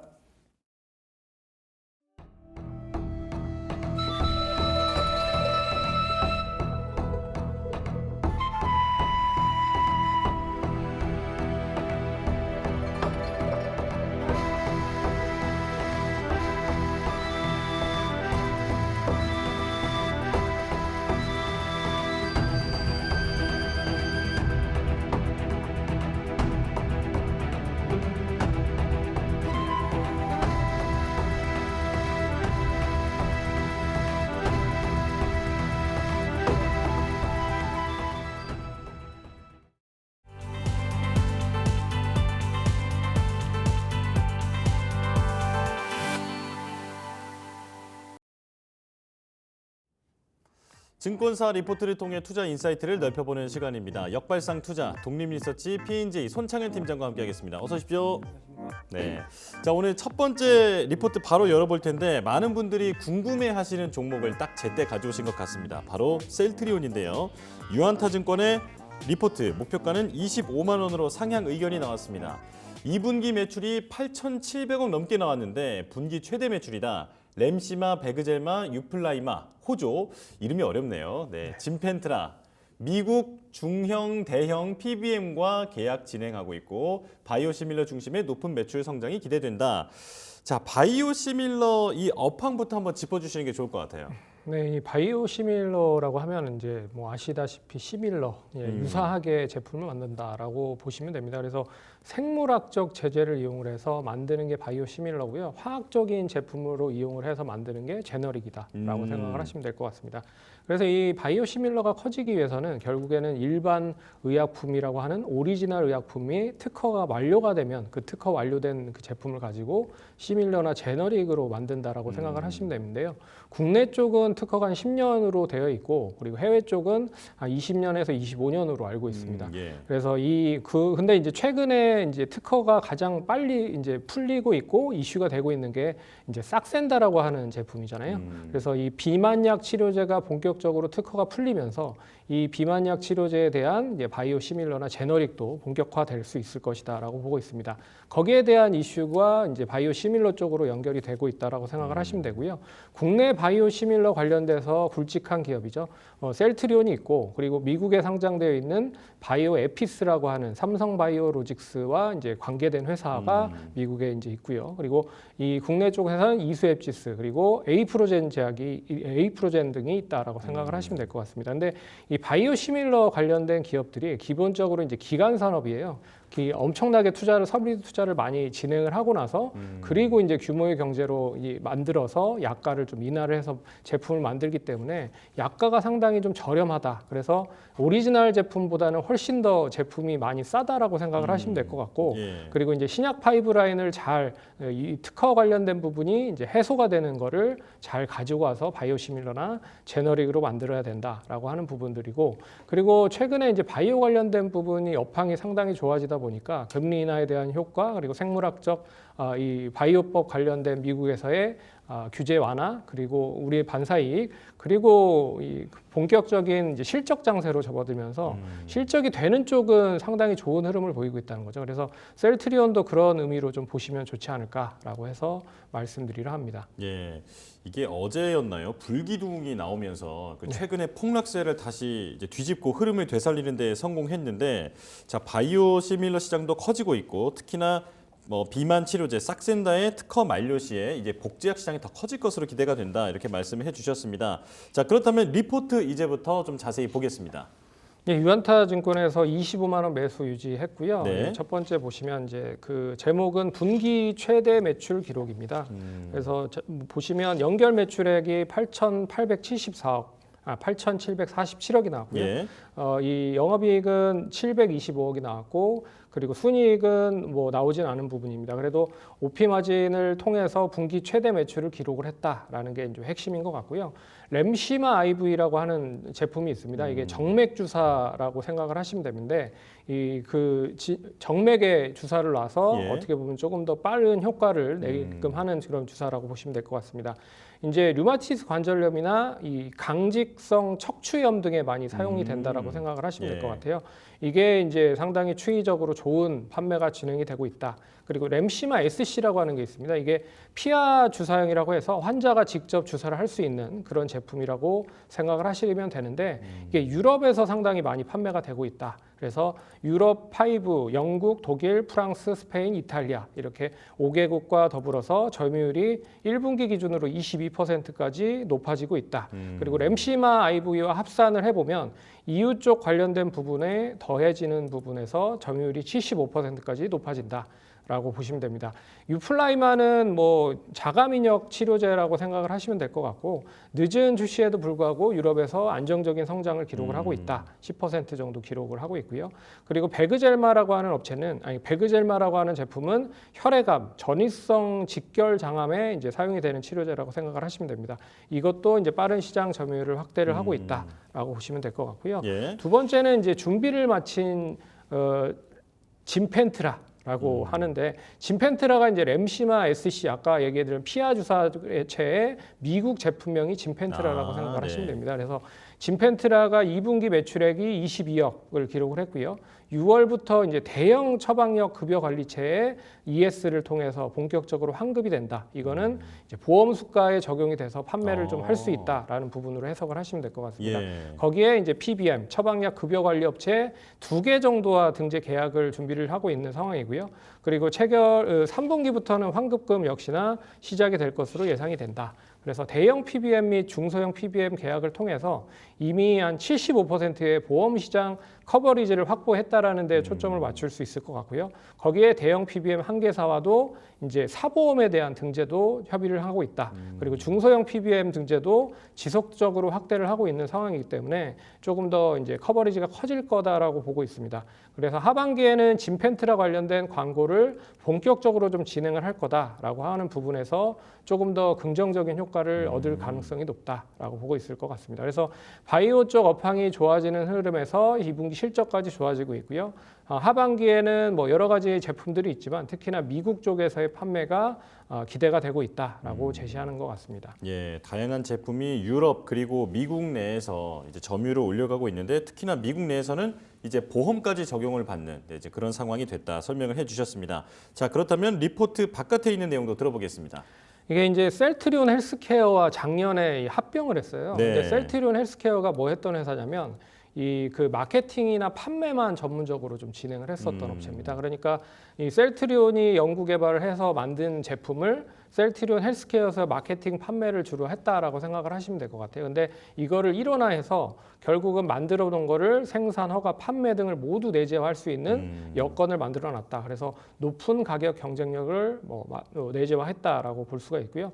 셀트리온의 이제 바이오시밀러에 대한 학체 의약품 계속적으로 확대가 되고 있는 상황이고, 뭐 램시마 관련돼서도 얘기가 나오고 있지만, 뭐 여기에선 나오지 않지만 트룩시마나 허주마 이런 쪽 관련된 부분도 계속적으로 확대를 해볼 수 있다라고 보고 있습니다.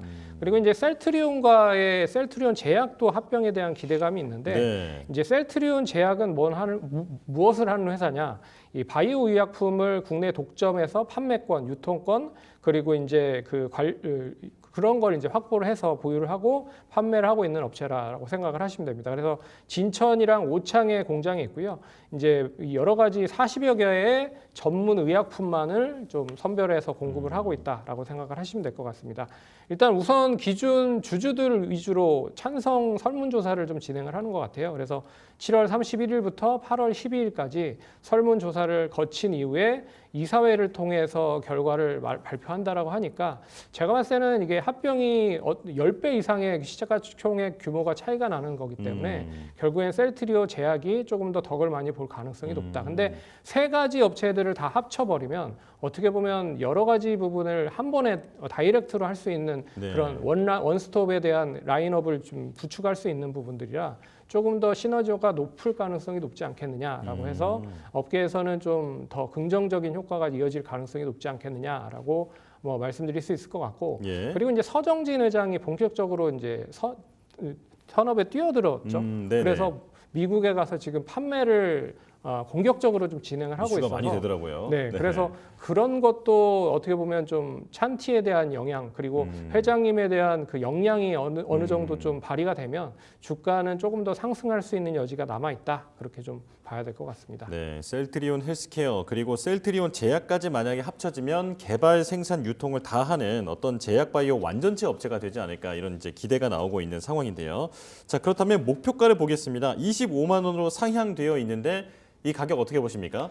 근데 이제 수익성으로만 보면 그러니까 고평가된 게 맞습니다. 그래서 PER 기준으로 보면 어제 가격으로 130배이기 때문에, 그러니까 목표 주가 25만 원으로 기준을 하면 130배 정도기 때문에 상당히 고평가다. 근데 이 유전타 투자증권에서 하고 있는 건 이 뭐 기업 가치 그리고 영업 가치, 순차익금 관련된 부분을 총 망라해서 계산을 하고 있다라고 평가를 할 수가 있어서 좀 그나마 좀 제대로 된 평가를 하고 있다라고 생각을 할 수 있을 것 같고요.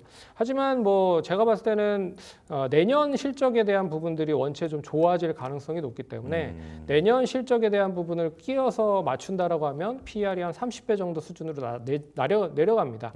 그런 거를 감안해 보면 올해보다는 내년에 더 수주에 대한 모멘텀이 있다라는 걸 감안해 보시면 좋을 것 같고요. 실적에 대한 부분을 뭐 그런 흐름으로 펀더멘탈적으로 보시면 좋을 것 같고, 차트는 뭐 보시다시피 어제 상당히 좋은 흐름들을 보였어요. 네. 그래서 추가적인 상승이 어느 정도 이어지면 단기적인 목표가는 뭐 1차적으로는 21만 원 정도 선 여기를 이제 돌파하는지 여부가 중요할 것 같습니다. 그래서 여기 돌파하면 추가적으로 이 앞선 고점까지 4만 원 정도 선까지도 움직일 수 있기 때문에 1차적으로는 한 21만 원 정도 보시면서 대응을 하시면 좋을 것 같다. 그렇게 말씀드리겠습니다. 네, 자 내년 수익성 모멘텀이 좀 더 기대가 되는 상황이라서 일단 1차 목표가는 21만 원으로 잡아주셨습니다. 자 이제 두 번째 리포트 볼게요. 휴젤입니다. 자 다올 투자증권이고 목표가는 35만 원으로 유지 의견이 나왔습니다. 2분기에 매출이 954억 원, 그리고 영업이익은 424억 원, 시장의 추정치에 부합한다. 미국 법인 인건비 그리고 소송비용 감소로 영업이익이 늘었고 영업이익률 개선 지속, 의료기기 업종 탑픽으로 선정됐다. 톡신 중국 선적 확대, 아시아 매출 증가 전망. 자 전체적으로 이제 미래가 좀 밝아 보이는 그런 이제 여러 가지 전망이 나와 있는 내용인데요. 자 일단 보톡스 필러 시장 업황부터 한번 짚어주실까요? 이게 이제 뷰티 앤 헬스 시장이 엄청나게 커지고 있는 게 사실이에요. 그래서 어떻게 보면 이제 그 고령화가 계속적으로 진행이 되면서 사람들이 어떻게 하면 조금 더 젊게 살 수 있을까를 고민을 많이 하고 있는 것 같습니다. 네. 거기에서 뷰티 앤 헬스로 보톡스와 필러 시장이 상당히 많이 커지고 있고요. 최근에는 미용기기 관련돼서도 많이 상승을 하고 있는 것 같아요. 글로벌 보톡스 시장은 23년 기준으로 약 8조 시장이고요. 이게 26년까지 약 10조로 계속 매년 한 10% 정도는 커진다라고 볼 수가 있습니다. 그리고 글로벌로 필러 관련된 시장은 작년 기준으로 한 약 5조 시장이고요. 역시나 매년 11% 정도 상승을 한다라는 가정하에 30년에는 약 12조 시장이 된다. 그래서 글로벌적인 부분으로 보더라도 긍정적인 효과를 좀 지닐 가능성이 높은데 국내 쪽에서는 여러 가지 보톡스를 만들고 있는 업체들이 소송을 좀 벌이고 있는 상황입니다. 예. 그래서 휴젤과 메디톡스가 소송 중이고요. 그리고 메디톡스와 대웅제약이 또 소송 중입니다. 그래서 이 소송 관련돼서 뭐 패소하기보다는 다시 항소를 했기 때문에 이게 좀 어떻게 보면 장기화가 되고 있는 상황이다라고 하는 부분이고요. 그리고 국내 시장이 어느 정도 포화가 됐기 때문에 어떻게든 해외 시장으로 좀 발을 넓히려고 준비를 하고 있는 상황이다라고 볼 수가 있어서 최근에는 미국 쪽 그리고 동남아 그리고 유럽 쪽까지 빠르게 좀 환경이 늘어나고 있다라는 건 좀 눈여겨 보셔야 될 것 같습니다. 그래서 그런 거를 감안을 해보면 국내 쪽에서는 뭐 탑픽이 아무래도 휴젤이 될 가능성이 높지 않겠느냐라고 해서 좀 관심 있게 보면 좋을 것 같습니다. 네, 이제 국내 시장은 좀 포화가 되어 있는 상황인데 해외로도 지금 진출을 문을 두드리고 있다. 자, 이렇게 설명을 해주셨고 리포트 내용 이제 설명해 주실까요? 예, 다올 투자증권에서 휴젤 35만 원 매수 유지를 했고요. 네. 제목은 실적이 너무 좋아서 아직도 싸다. 많이 올라간 것 같은데 아직도 싸다라고 얘기를 하고 있습니다. 첫 번째 보시면 2분기 실적 리뷰인데요. 2분기 때 매출액 당시 추정치 부합한다라고 나오고 있습니다. 간략하게 내용이 연결이 돼 있는데요. 휴젤 아메리카 인건비가 감축이 됐고 그리고 ITC 소송 비용 이거는 이제 메디톡스와의 소송 비용이 좀 감소됐다라고 얘기가 나온 것 같습니다. 그리고 영업이익이 컨센서스 상회했고 그리고 향후 지속적인 OPM 개선이 이어지며 3공장 실사 이슈가 해소가 된다. 그래서 3분기 때는 OP 마진, 그러니까 영업이익률 자체가 45% 내로 의료기기 업종 내 탑픽을 기록을 할 가능성이 높다라고 보고 있습니다. 그리고 세부적인 내용, 2분기의 세부적인 내용을 보시면 2분기 매출액이 954억이 나왔고요. 그리고 영업이익이 424억이 나왔습니다. 그리고 그 에이펙 시장, 그러니까 아시아 시장이 계속적으로 늘어나고 있는 게 좀 긍정적이다라는 효과예요. 그래서 중국 선정 및 호주 매출에 대한 부분이 톡신 쪽에서 계속 늘어나고 있다. 그래서 매출액이 249억 정도가 늘어났고요. 그리고 에이펙 그 필러 쪽 관련돼서도 주사침 변경하기로 하면서 성장한 그 이제 142억 원을 달성을 했다. 그리고 3공장은 GMP 관련된 승인 이슈가 있고요. 그리고 이제 테스트 배치 생산으로 매출 원가가 상승을 했지만 GPN 관련된 부분이 뭐 양호하다. 그래서 역대 최고 이익률을 달성을 했다. 그리고 ITC 소송 비용이 좀 감소했다. 그래서 10억 원을 기록을 해서 QOQ 기준으로 30억 절감을 했고요. 그리고 인건비 R&D 비용을 인력 정리로 인해서 감소를 했다. 그래서 하반기 때 조금 더 늘어날 수 있는 부분은 뭐냐? 그러면 중국 선적이 계속적으로 늘어나고 있는 상황이고요. 그리고 북남미 쪽 매출액이 계속적으로 긍정적인 효과를 보이고 있다. 그래서 브라질 신규 계약으로 된 게 좀 긍정적이다라고 볼 수 있을 것 같고요. 그리고 미국 향 매출도 계속 좀 늘어날 거다. 그래서 25년부터 본격적인 판매가 진행이 될 가능성이 높으니까 그런 걸 감안을 해보면 좀 관심 있게 보셔야 된다라고 제시한 것 같습니다. 예, 자, 실적이 너무 좋은데 중국 쪽뿐만 아니라 브라질과 미국 시장도 점유율을 높여갈 것으로 전망이 된다. 이렇게 설명을 해주셨습니다. 자, 그렇다면 리포트 바깥의 이야기도 들어보겠습니다.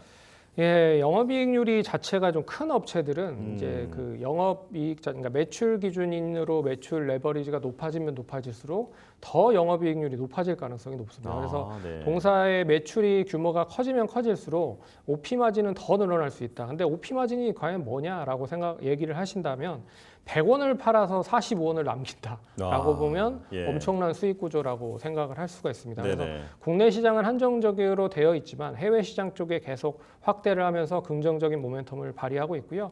역시 중국 쪽, 호주 쪽, 미국 쪽 등 다양한 쪽의 판로를 확대를 하고 있다라고 보고 있습니다. 근데 그 중에서 미국 시장에 대한 확대가 좀 눈길을 사로잡을 수 있을 것 같아요. 그래서 미국 내 베네브라고 하는 회사와 전략적 파트너십을 갖고 이제 본격적으로 미국 시장에 진출을 한다라는 게 좀 긍정적인 더 뉴스라고 좀 볼 수 있을 것 같습니다. 예. 이 베네브라고 하는 회사가 뭐 어떤 회사냐? 엑소점이나 PD오실, 고주파 마이크로 니들 같은 거를 만드는 어떻게 보면 혁신적인 미용 의료 제품을 만드는 기업이라는 데 또 초점을 맞출 수 있을 것 같아요. 그래서 미국에 직접 진출하지 않고 파트너사를 통해서 제품을 출시를 한다는 건 결국에 이제 판매 획대를 좀 더 확대를 기회를 좀 높이겠다라고 말씀을 해줄 수가 있는 부분인 것 같아요. 그래서 베네브 쪽에서 이제 평가를 하는 거는 5년 내 미국 시장 점유율을 7% 정도 만들겠다라고 목표를 세운 것 같습니다. 그래서 베네브 매출은 한 3,140억,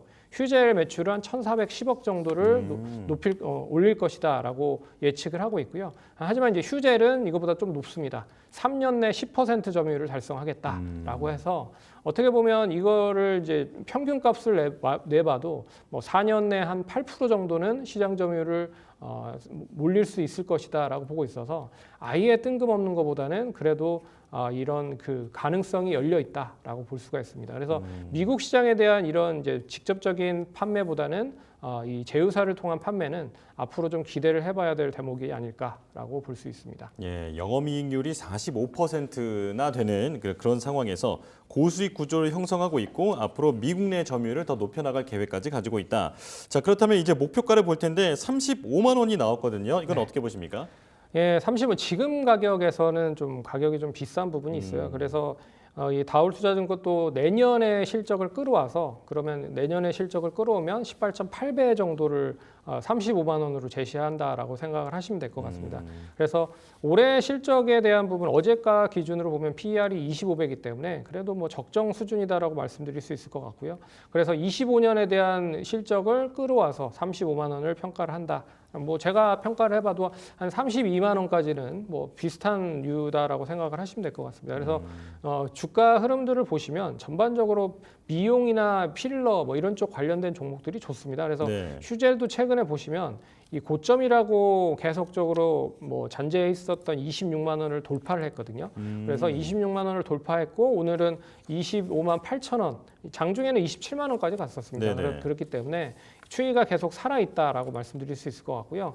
이 추이가 추가적으로 상승을 한다라고 하면 역사적인 신고가가 27만 9,500원이 역사적인 신고가입니다. 그래서 예. 신고가를 한 돌파하는 시점이 한 28만 원 정도까지는 갈 수 있지 않을까라고 보고 있어서 1차적인 목표가는 28만 원 제시하도록 하겠고 그리고 나서 이제 펀더멘탈적인 부분으로 보시면 되지 않을까 그렇게 좀 판단해 보도록 하겠습니다. 네, 1차 목표가부터가 역사적 고점을 뚫는 28만 원을 제시를 해주셨습니다. 자, 휴재까지 들어봤고요. 손창현 팀장과는 여기서 인사 나누겠습니다. 고맙습니다.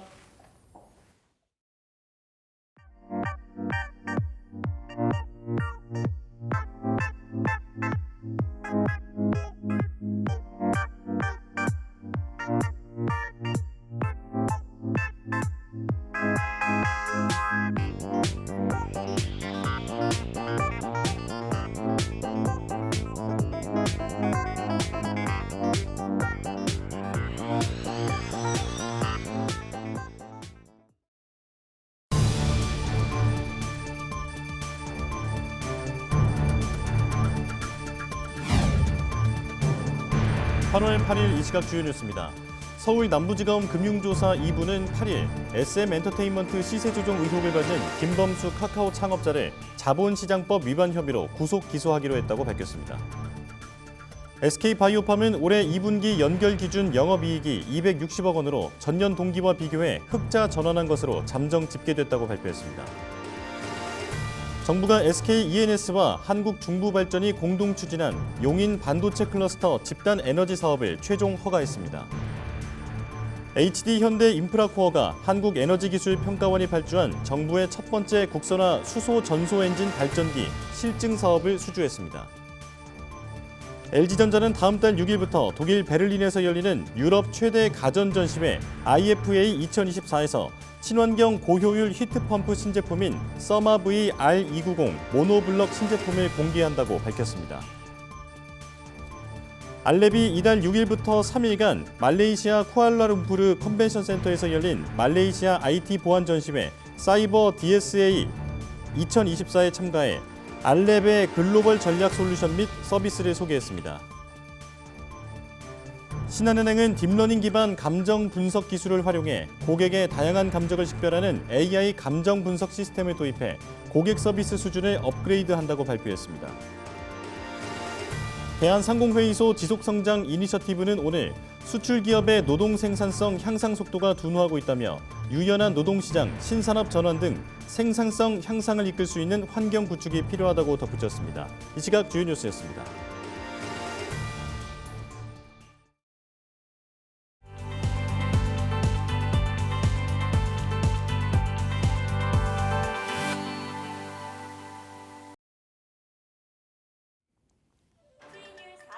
종목을 엿볼 수 있는 시간입니다. 수익 상황 함께 하시죠. 자, 오늘은 강호진 전문가 연결해서 이야기 나눠보도록 하겠습니다. 전문가님 안녕하세요.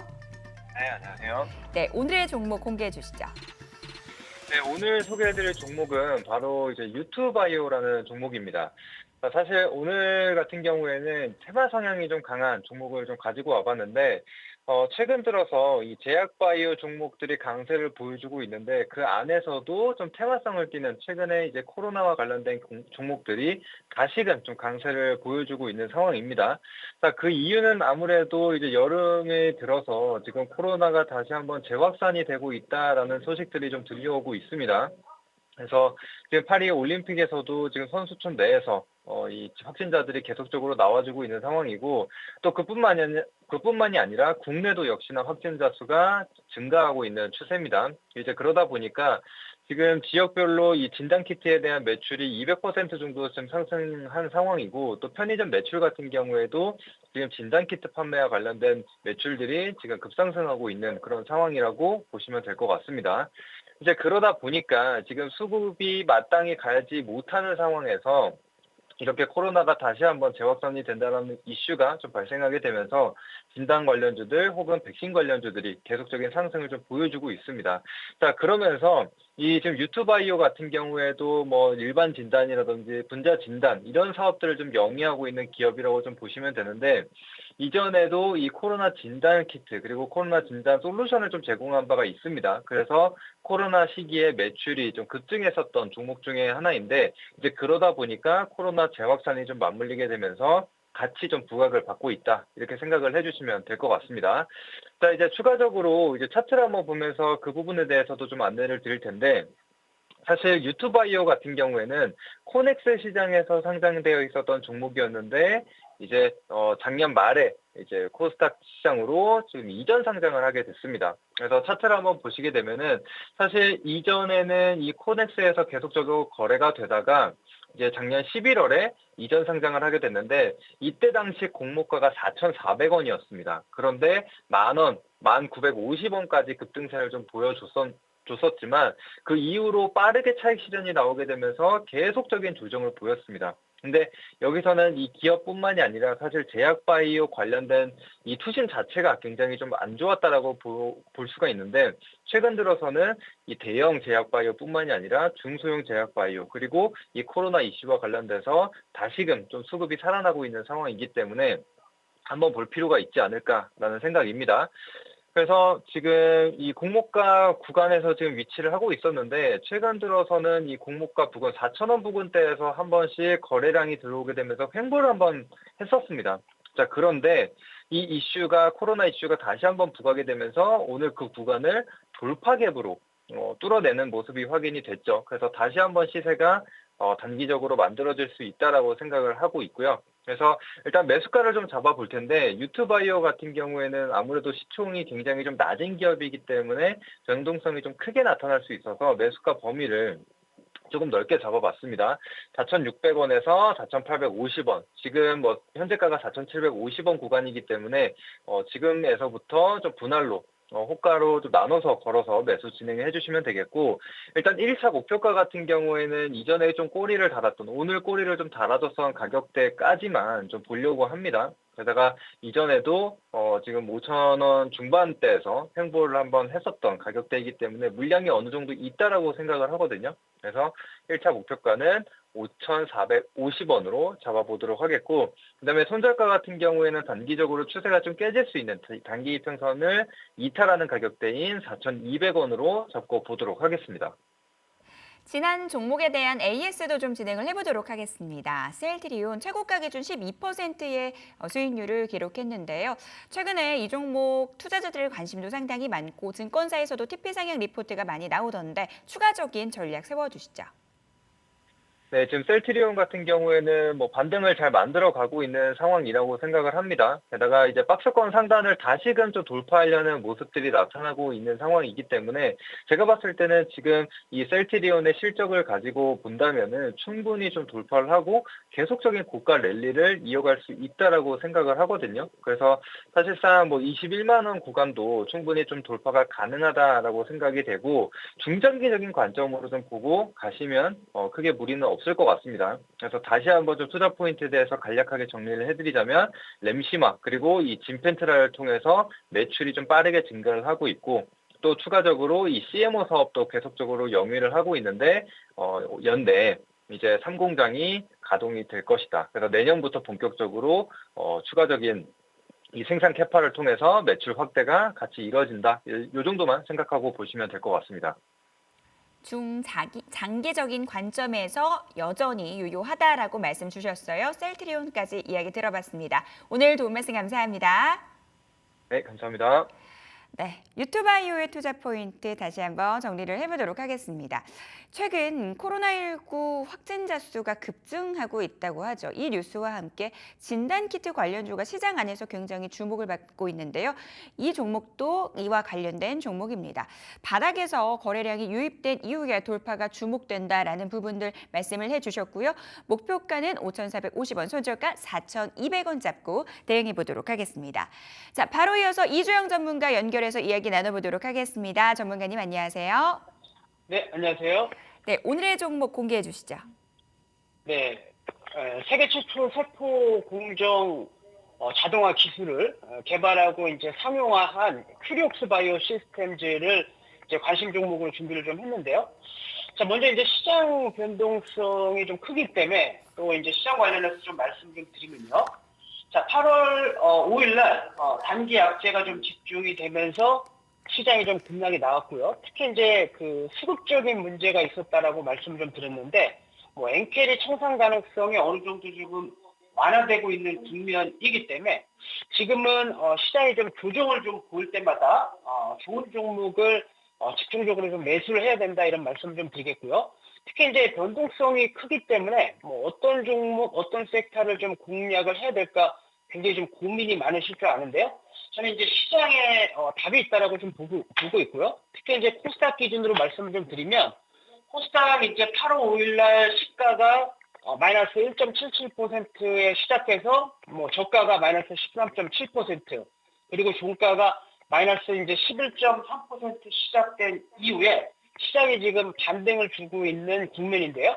뭐 대부분의 섹터가 8월 5일 날 이제 시가 라인대를 이제 돌파하고 있지 못한데, 지금 바이오 섹터 같은 경우에는 이제 바이오 ETF 기준으로 봤을 때 이 8월 5일 날의 어떤 고가 라인대를 지금 돌파하고 이제 오늘도 재돌파의 어떤 그 흐름, 강한 흐름들이 좀 나와 주고 있기 때문에 시장 대비해서 이제 상당히 강한 흐름이다라고 좀 보여지거든요.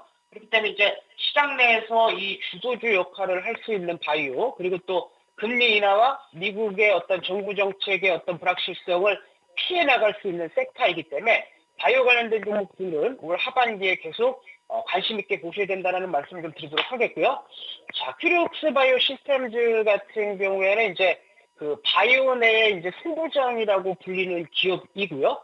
그리고 이제 그 신규 상장 당시에 실적에 대한 기대감이 굉장히 좀 높았었고, 특히 이제 FDA, 그다음에 NIST가 주관하는 뭐 세포 분석 표준화 콘소시엄의 유일하게 이제 참여한 기업이고 올 하반기나 내년도에 표준 공고안이 나올 예정이기 때문에 큐력스 바이오 시스템이 관련 수혜주로서 계속 이제 주목받을 수밖에 없는 시점이고요.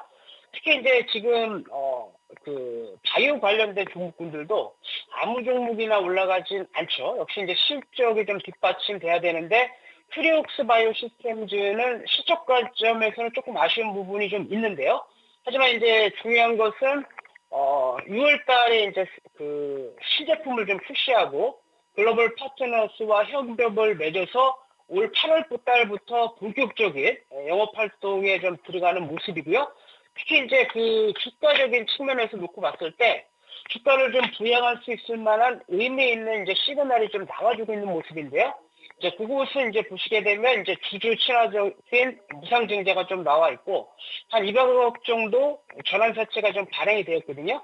특히 이제 제가 유심히 보고 있는 건 200억 전환사채인데 일단 표면 금리하고 이제 만기 금리가 0%로 들어왔고 특히 이제 여기에 참여했던 투자자들이 프리 IPO 단계에서부터 큐리옥스에 이제 관심을 가졌던 투자자들이 좀 들어온 것으로 좀 판단이 되기 때문에 전체적인 흐름을 놓고 봤을 때 8월달 어떤 그 본격적인 영업 활동에 앞서서 호재성을 좀 인식하고 들어온 것이 아닌가 이렇게 좀 유추가 되고 있는 상황이고요. 특히 이제 이 세포 분석 중에서는 경쟁자 없는 독보적인 기술력을 갖고 있기 때문에 매출이 좀 나와준다라고 한다면 폭발적인 주가 흐름이 좀 가능한 그런 시점이다 이렇게 말씀을 좀 드리도록 하겠습니다.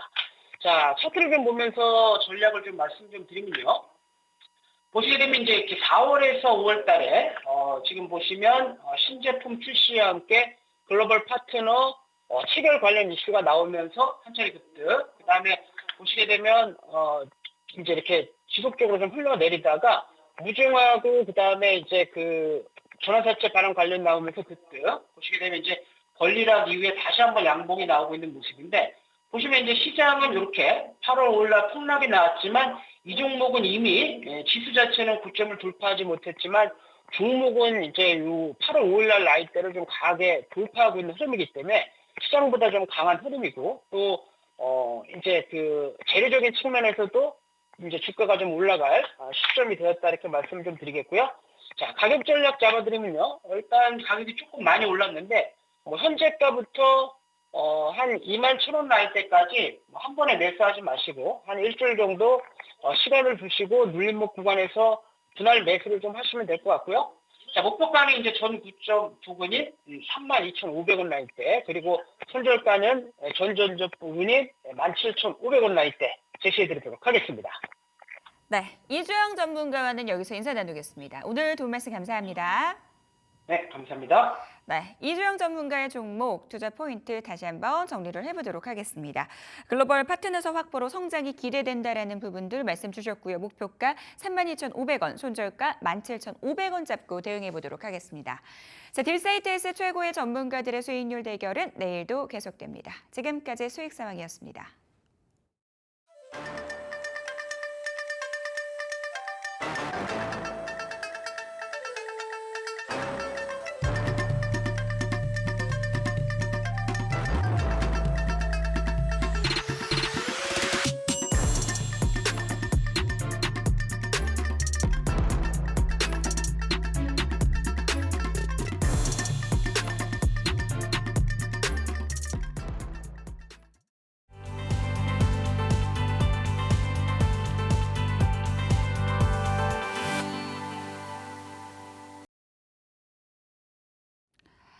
라스트 빅딜 함께 하시죠. 오늘 시장 안에서 특징적인 흐름 보였던 종목들 확인해보고 종가 매수 OX 확인해보겠습니다. 네, 오늘은 김태성 ISF 본부장, 이주호 SP인베스트 본부장과 함께하겠습니다. 어서 오십시오.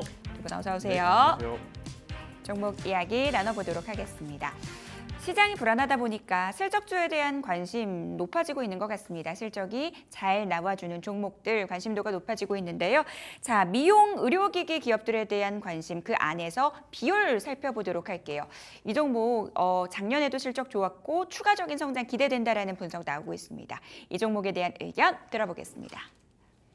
두 분 모두 종가 매수 의견 주셨는데요. 김태성 본부장님 의견부터 좀 들어볼게요. 어제 시장에 영웅적인 종목이 하나 나왔었죠. 네. 파마리서치. 네. 이번 주에 지수가 그렇게 안 좋았음에도 네. 불구하고 결국에 이제 실적이라는 키워드로 이제 달고 올라갔었던 이제 대표적인 종목 중에 하나이고 해당 종목이 이제 속해 있는 쪽이 이제 바로 이제 피부미용 의료기기인데 사실은 파마리서치보다 원조 이제 대장주라고 하면 당연히 클래시스와 그리고 이제 오늘 저희가 말씀드리는 비올이 좀 차지하고 있었던 네. 상황이었어요. 하지만 이제 이들은 작년부터 꾸준히 올랐습니다. 뭐 비올 같은 경우에는 2022년도에 약 2,000원이었던 주가가 지금 어느새 이제 12,000원. 그러니까 그때 당시에서 2년 동안 6배 정도 올라오는 그야말로 폭발적인 이제 성장을 했는데 단순히 기대감만 가지고 올라왔던 것은 절대 아닙니다. 그러니까 비올과 뭐 클래시스 해당 종목군들은 국내에서의 매출의 성장도 성장이었지만 결국 해외에서 해당 기술에 대한 어떤 흥행을 좀 우리에게 보여주면서 올라왔었기 때문에 여전히 이 기조는 파마 리서치를 좀 통해서 우리가 어닝 서프라이즈를 한번 받기에 비올 또한 충분히 더 좋은 성과를 낼 수 있다 이렇게 좀 보시면 될 것 같고요. 그리고 이제 과거에 중국 의존도를 좀 낮춘 쪽에 관심들이 좀 많았었죠. 아무래도 이제 중국 쪽이 예전만큼의 소비 여력이 높지 못하니까. 그리고 이제 이번 주에 아모레퍼시픽 보면서도 우리가 한 번 더 느꼈었던 것 같습니다. 중국이 지금은 조금 지갑이 열기가 좀 부담스럽다. 그러면 중국 말고 다른 쪽에서 이제 매출 구조가 좀 성장을 하고 있느냐 이게 이제 가장 중요한데 네. 비올뿐만 아니라 클래시스 같은 경우에는 북미도 그렇고 유럽도 그렇고 피부미용 의료기기 시장에서 가장 큰 시장은 1위는 미국인데 2위가 중국, 인도 여기가 아니라 남미거든요. 그러니까 남미 쪽에서 정말 좋은 성장세를 또 나타내고 있는 그러한 상황이라서요. 저는 비올은 오늘의 종가 부근이라면 저는 충분히 한번 우리가 공략을 해봐도 괜찮다. 대신에 파마 리서치보다는 조금 부담스러운 것은 앞서 말씀드린 대로 2년 동안 6배 올랐습니다. 그래서 이제 현재 구간에서 아무리 좋다 그래도 뭐 2배, 3배 올라간다라고 좀 우리가 바라는 것은 욕심이 아닐까 싶어서요. 수익은 좀 짧게 보시는 게 맞을 것 같아요. 그래서 이제 손절 라인을 좀 짧게 뭐 8,500원 이탈하면 손절을 한다든지 이렇게 잡으시고 수익 구간도 1차는 11,000원, 11,000원을 돌파하게 되면 그래도 이제 역사적인 신고가는 한 번 더 갈 수 있다. 뭐 13,000원 이렇게 대응을 하시는 전략이 더 낫지 않겠는가라는 의견을 드려보도록 하겠습니다. 네, 실적이 탄탄하게 받쳐주는 기업 비올, 파마리서치의 길을 걸을 수도 있을 것 같다. 지금 이렇게 전망을 밝혀주셨습니다. 수익 구간을 좀 짧게 가라고 하셨던 조언까지도 기억을 해두면 좋을 것 같고요. 자, 다음 종목 보겠습니다. LG 이노텍인데 아이폰의 출하량이 2025년까지 5억 대가 넘어갈 거다라는 전망이 나왔습니다. 애플과 이 LG 이노텍의 주가는 좀 연동되는 이제 그런 모습이 있기 때문에 좀 많이 기대가 되는데, 자, LG 이노텍 종가 매수 하시겠습니까? 자, 두 분 다 자신 있게 동그라미를 들어주셨습니다. 이번엔 이주호 본부장님 의견 들어볼게요. 네, 일단 지금 뭐 LG이노텍 같은 경우는 30만 5천 원 가격대를 터치한 이후에 7월 중순부터 이제 계속 밀렸는데 사실 뭐 이렇게까지 빠질 건가? 실적이 잘 나왔음에도 불구하고 정말 주가가 좀 과도하게 조정이 나오지 않았나 저는 이렇게 생각을 하고 있고요. 그리고 이제 중요한 것은 이제 아이폰 16에 대한 부분인데 이 AI 기능이 언제 적용될지는 뭐 아직 정확하게 나온 얘기는 없지만 가능성에 대한 부분들은 계속 얘기가 나오고 있습니다. 그러다 보니까 어쨌든 지금 온디바이스 AI로 가는 과정 속에서 지금 아이폰 이용자들의 그런 교체 수요 이러한 부분들 그리고 지금 아이폰 16이 굉장히 잘 팔릴 것이다라는 전망들이 지배적입니다. 그러다 보니까 이 부분에 대한 부분이 지금 2분기 실적도 잘 나왔지만 하반기에 조금 더 잘 나오지 않겠냐 이 부분으로 봤을 때 지금 실적이 안 좋아서 막 이렇게 주가가 빠졌다 이렇게 하기보다는 지금 시장 자체가 너무 좀 분위기가 안 좋으면서 지금 빠지게 됐는데 이러한 부분들이 오히려 강한 트리거가 될 수 있다라고 저는 생각을 하고 있거든요. 그렇기 때문에 이제는 우리가 봐야 될 것은 하반기 실적입니다. 3분기, 4분기에 얼마나 좋은 실적이 나올 것이냐 그런 관점으로 봤을 때 만약에 지금 아이폰 16이 흥행몰이를 한다 그러고 그리고 앞으로 또 아이폰뿐만이 아니라 애플의 신제품들 이런 것들이 또 공개될 예정이기 때문에 이러한 관점에서 저희는 뭐 지금 가격적인 부담감도 좀 덜어냈다 이렇게 봤을 때 매수하기에는 충분한 가격대라고 생각을 하고 있고요. 오늘 종가 매수하셔도 정말 부담이 없는 그런 가격대라고 생각을 하기 때문에 한번 뭐 분할 매수 관점으로 접근해 보시면 좋을 것 같습니다. 예. 하반기 실적 기대감, 가격적인 매력까지 LG 이노텍 만나봤습니다. 바로 이어서 코로나19 진단키트 관련주로 넘어가 보도록 하겠습니다. 환자가 급증을 하면서 진단키트 관련주가 시장 안에서 급등세를 보이고 있는데요. 그중에서 ST바이오센서 만나보도록 하겠습니다. 이번에는 이주호 본부장님께 먼저 질문을 드리고 싶은데요. 맞다. OX 안 들었죠. OX부터 일단 들어볼게요. 일단은 엇갈렸네요. O와 X. 자, 제가 너무 질문을 빨리 드리고 싶었나 봐요. 이주호 본부장님, 사실 뭐 진단키트 관련주들 굉장히 많잖아요. 수젠텍도 있고요. 네. 근데 이 종목에 좀 특별히 주목하신 이유가 저는 또 궁금하거든요. 저는 다른 거보다 뭐 지금 진단키트 섹터들이 전반적으로 다 올라오고 있기 때문에 여기서 뭐 어떠한 기업을 고르냐 이 부분에 대해서 사실 뭐 투자자들 성향의 차이기 때문에 이거를 네. 뭐가 좋다라고 딱 말씀드리긴 그렇지만 굳이 SD바이오센서를 말씀을 드리는 이유는 이 기업이 처음에 코로나 팬데믹 때 정말 주가가 잘 나갔었습니다. 그리고 그때 돈을 굉장히 많이 벌었어요. 근데 뭐 지금 SD바이오센서 같은 경우는 그 돈을 가지고 뭘 했냐? 투자를 했습니다.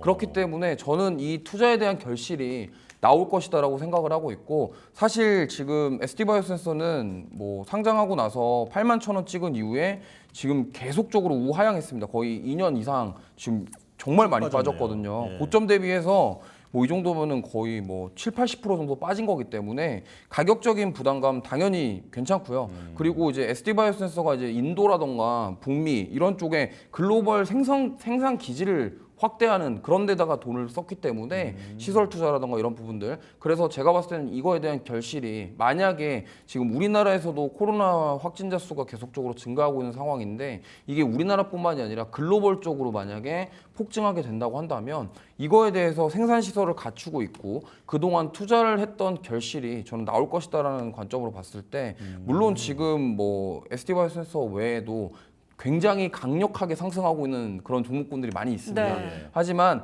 그에 비해서 저는 SD바이오센서는 좀 덜 올랐고 물론 실적이 계속 좋지는 않았습니다만 그동안 투자했던 거에 대한 결실이 저는 올해 이후로 좀 나오지 않을까 이렇게 생각을 하고 있기 때문에 특히나 또 파리 올림픽 끝나고 이제 각 국으로 돌아가잖아요.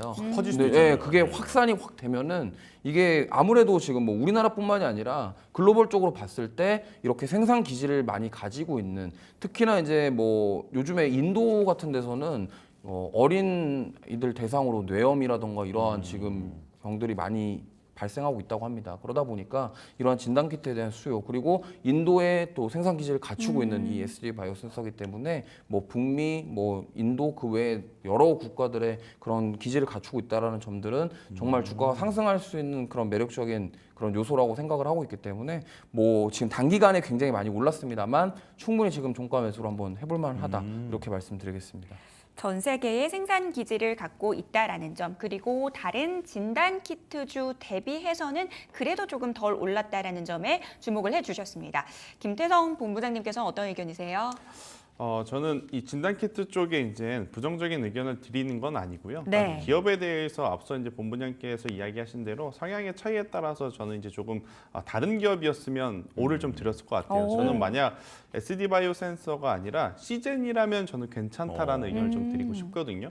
결국엔 지금 이 진단키트주들의 어떤 이 리밋, 한계점은 뭐냐면 이 코로나 관련한 이슈에 대한 뉴스가 지속적으로 나오지 않으면 주가는 내려올 가능성이 굉장히 높습니다. 그러면 여기서 비코로나 제품에 대한 매출 구조가 누가 가장 크게 가지고 있느냐 이 부분을 좀 고려를 해보셔야 될 것 같은데 일단 투자를 많이 한 쪽은 SD바이오센서가 맞습니다. 왜냐하면 이제 2년 전부터 계속 M&A에 대해서 가장 열을 올렸던 기업이 이제 SD바이오센서다라고 좀 보시면 될 것 같고 시젠도 이제 돈을 썼는데 이제 SD바이오센서는 M&A를 통한 이제 자금을 좀 많이 썼다라고 하면 시젠 같은 경우에는 비코로나 제품에 대한 역량을 좀 확대를 하기 위해서 좀 돈을 많이 썼거든요. 그래서 이 부분은 누가 더 맞고 틀리다 이게 문제가 아니라 관점의 좀 차이다라고 좀 보시면 될 것 같아서 그러니까 시젠도 그렇고 SD바이오센서도 그렇고 코로나로 벌어들인 돈을 흥청망청 쓴 것이 절대 아닙니다. 그러니까 각자 이제 도생을 하기 위해서 기업 입장에서 정말 투자를 좀 이제 한 상황인데 그 투자의 결이 좀 달랐다라고 좀 보시면 될 것 같아서 이 부분에 대해서는 호불호가 좀 갈릴 것 같고 저는 개인적으로 일단은 비코로나 매출 비중이 조금씩 더 커져서 오히려 작년부터는 매수 리포트도 간간히 나왔던 쪽은 또 시젠이었거든요. 그래서 지금의 가격적인 메리트를 이용해서 한번 매수를 해보실 것은 저는 시젠이 조금은 낫지 않겠는가. 그런데 이제 진단 키트만 놓고 본다면 당연히 힘은 수젠텍이 제일 강하다라는 네. 의견 한번 드려보도록 하겠습니다. 네, 자 코로나 관련주가 뜨겁긴 한 것 같습니다. ST 바이오 센서에 대한 의견이 엇갈렸고요. 자 이제 다음 종목 보겠습니다. 자 바이오 인식 기술 업체인 슈프리마. 자 이 종목에 대한 의견 여쭤볼게요. 자 두 분 매수하시겠습니까? 자 자신 있게 또 동그라미를 들어주셨어요. 두 분 다 의견 들어볼 텐데 먼저 김태성 본부장님. 예. 네, 일단 뭐 제가 보안 쪽 하면 뭐 우리나라 사실 이제 보안 기업들이 세계에서 좀 맹위를 떨치는 게 현실적으로는 조금은 어렵습니다. 왜냐하면 이제 우리나라는 아무래도 이제 하드웨어의 이제 나라이기 때문에 제조업의 나라이기 때문에 사실 소프트웨어 쪽이 약한 것은 어떻게 보면 피할 수 없는 것 같아요. 대신에 슈프리마는 조금 이제 다르다라고 좀 말씀드릴 수 있는 게 갤럭시 시리즈에 우리가 지금 흔히 알고 있는 안면 인식이라든지 이 지문 인식 보안 시스템을 만든 기업이 바로 슈프리마라고 좀 보시면 될 것 같고요. 갤럭시 시리즈가 많이 팔리면 팔릴수록 이 기업의 성장은 지속된다 이렇게 좀 보시면 될 것 같고 시가총액이 그렇게 크지 않습니다. 2천억에 채 안 되는데 이번 주에 이 코스닥의 엄청난 급락장에도 불구하고 모두 이겨내는 모습을 좀 보였다라는 게 저는 이제 키포인트라고 좀 보시면 될 것 같고요. 앞서서 이제 이조 본부장님께서 LG 이노텍 이야기를 할 때 아이폰 많이 팔릴 가능성이 높다라고 이야기를 하셨잖아요. 마찬가지입니다. 뭐 아이폰이랑 갤럭시 시리즈 이 디바이스가 많이 팔리면 팔릴수록 여기에 이제 AI가 탑재된 제품이 많이 팔리는 지금 시점이라 아무래도 이제 보안에 대한 관심도는 높아질 수밖에 없다 이렇게 좀 보시면 될 것 같고 그리고 이제 이걸 영역을 좀 확대를 해보면 지정학적 리스크에서 이제는 1차적으로 뭐 총을 쏘고 포탄을 쏘고 미사일을 쏘고 이걸 떠나서 아무래도 이제 이 해킹이라든지 이러한 이슈도 또 불거지게 되면 보안주들이 이제 움직일 때가 되지 않았나라는 의견 한번 드려보면서 저는 슈프리마 같은 경우에는 뭐 시가총액은 지금은 작지만 그래도 이제 추후에 외형 성장이 기대되는 부분들이 많아서 현재 구간에서의 종가 매수는 긍정적으로 봐도 괜찮다라는 의견 드리겠습니다. 예, 자 외형 성장까지도 기대된다. 슈프리마 설명을 해주셨고요. 자 이주호 본부장님은요? 네, 일단 뭐 좋은 말씀을 너무 다 해주셔가지고 네. 사실 뭐 딱히 드릴 말씀이 이제 없어져 버렸는데 아, 네네, 괜찮습니다. 네. 굳이 말씀을 드리자면 지금 슈프리마 수급이 괜찮습니다. 외국인이 계속 지금 매수를 해주고 있거든요.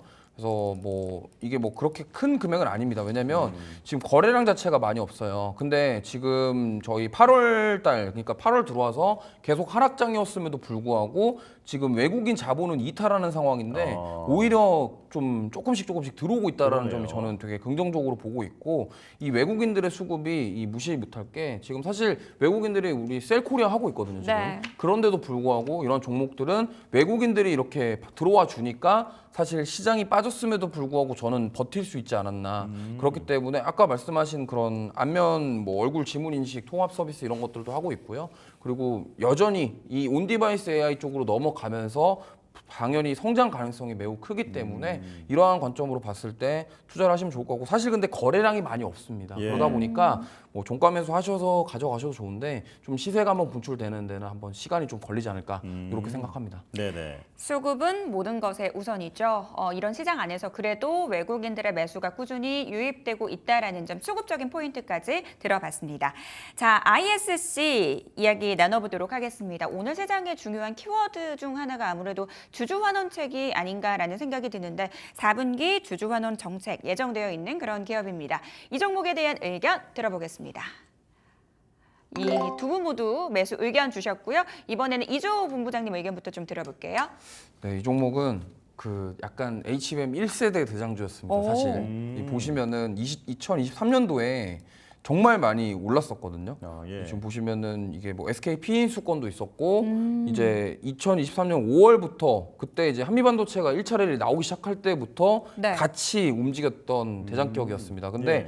이 종목이 도대체 왜 11만 6,900원 터치하고 살아나는 듯 하다가 왜 이렇게 많이 빠졌냐를 보면은 실적에 대한 부분이었습니다. 그러니까 23년도 실적이 매우 안 좋았어요. 실적이 안 좋았고 그다음에 올해 2분기까지도 지금 실적이 계속 안 좋다라는 부분이 저는 주가에 반영이 됐는데 가만히 보시면 이 종목이 8월 5일 날 지수 빠질 때 이것도 같이 많이 빠졌거든요. 근데 지금 반도체 소부장 기업들이 회복이 되게 더뎌요. 근데 이 종목은 지금 빠진 거를 다 회복했다라는 겁니다. 무슨 말씀을 드리고 싶냐면 그렇다 한다면 이미 주가가 과도하게 빠졌기 때문에 그로 인해서 가격적인 메리트로 인해 저는 강한 매수세가 유입된다라고 보고 있거든요. 그리고 지금 이 ISC 같은 경우는 올해 지금 예상 실적이 굉장히 좋아요. 그리고 리포트도 지금 긍정적으로 나오고 있는 상황이고 아까 말씀하신 것처럼 4분기에 주주환원 정책 네. 그리고 가장 큰 메리트는 저는 SKC에 피인수 됐기 때문에 SK하이닉스의 낙수 효과를 받을 가능성이 높다. 왜냐하면 여기서 하고 있는 이 테스트 소켓 사업 자체가 실리콘 너버 방식의 테스트 소켓 사업을 하고 있는데 어쨌든 데이터 센터가 계속적으로 만들어질 것이기 때문에 그거에 대한 수요는 늘어날 것이고 그 부분이 결국에는 하반기에 숫자로 만들어질 것이다. 그런 관점에서 봤을 때 지금 가격적인 메리트 충분하고요. 지금 3권일 동안 좀 많이 올라와서 단기적으로 좀 많이 올라온 감이 있지만 그동안의 낙폭을 봤을 때는 지금 이 종목은 좀 편안하게 좀 매수를 해볼 수 있는 그런 종목이다 이렇게 말씀드리겠습니다. 오늘 반도체가 전반적으로 죽쓰고 있는 와중에서도 이 종목이 올랐던 포인트들 또 들어봤습니다. 자, 김태성 본부장님 의견도 추가적으로 좀 들어볼게요. 일단은 최근에 반도체 어떤 버블론이라는 것이 터지기 전에 반도체 IT의 또 투심을 흔들었었던 이슈 중에 하나가 뭐냐면 애플이 이제 엔비디아에 대한 의존도를 낮추고 그러니까 자체적으로 이제 칩을 생산을 하든지 네. 다른 쪽에서 이제 수급을 받겠다라는 이슈가 좀 있었거든요. 그러니까 이제 그런 이슈가 나오게 되면 당연히 TSMC라든지 SK하이닉스, 삼성전자는 불편하죠. 근데 반대로 그 이슈에 이 반도체 테스트 소켓주들이 떨어질 일인가라고 고민을 해볼 필요는 있습니다. 왜냐하면 그들이 지금 칩을 어디서 가져오든지 간에 네. 그 칩에 대한 성능에 대한 테스트는 무조건 진행을 해야 되거든요. 네. 그래서 이 소품종 대량 생산의 시대가 아니라 다품종 소량 생산의 시대이기 때문에 테스트 소켓에 대한 종류도 엄청나게 지금 많아지고 있어요. 특히나 반도체 소부장 쪽에서 이 테스트 소켓은 영업이익률이 높은 어떤 산업 중에 하나이기 때문에 지금의 가격은 부담 없이 우리가 접근을 해봐도 괜찮다라는 의견 드려보도록 하겠습니다. 네. ISC에 대한 두 분의 의견까지 들어봤습니다. 저희는 마감 시부 듣고 돌아오겠습니다.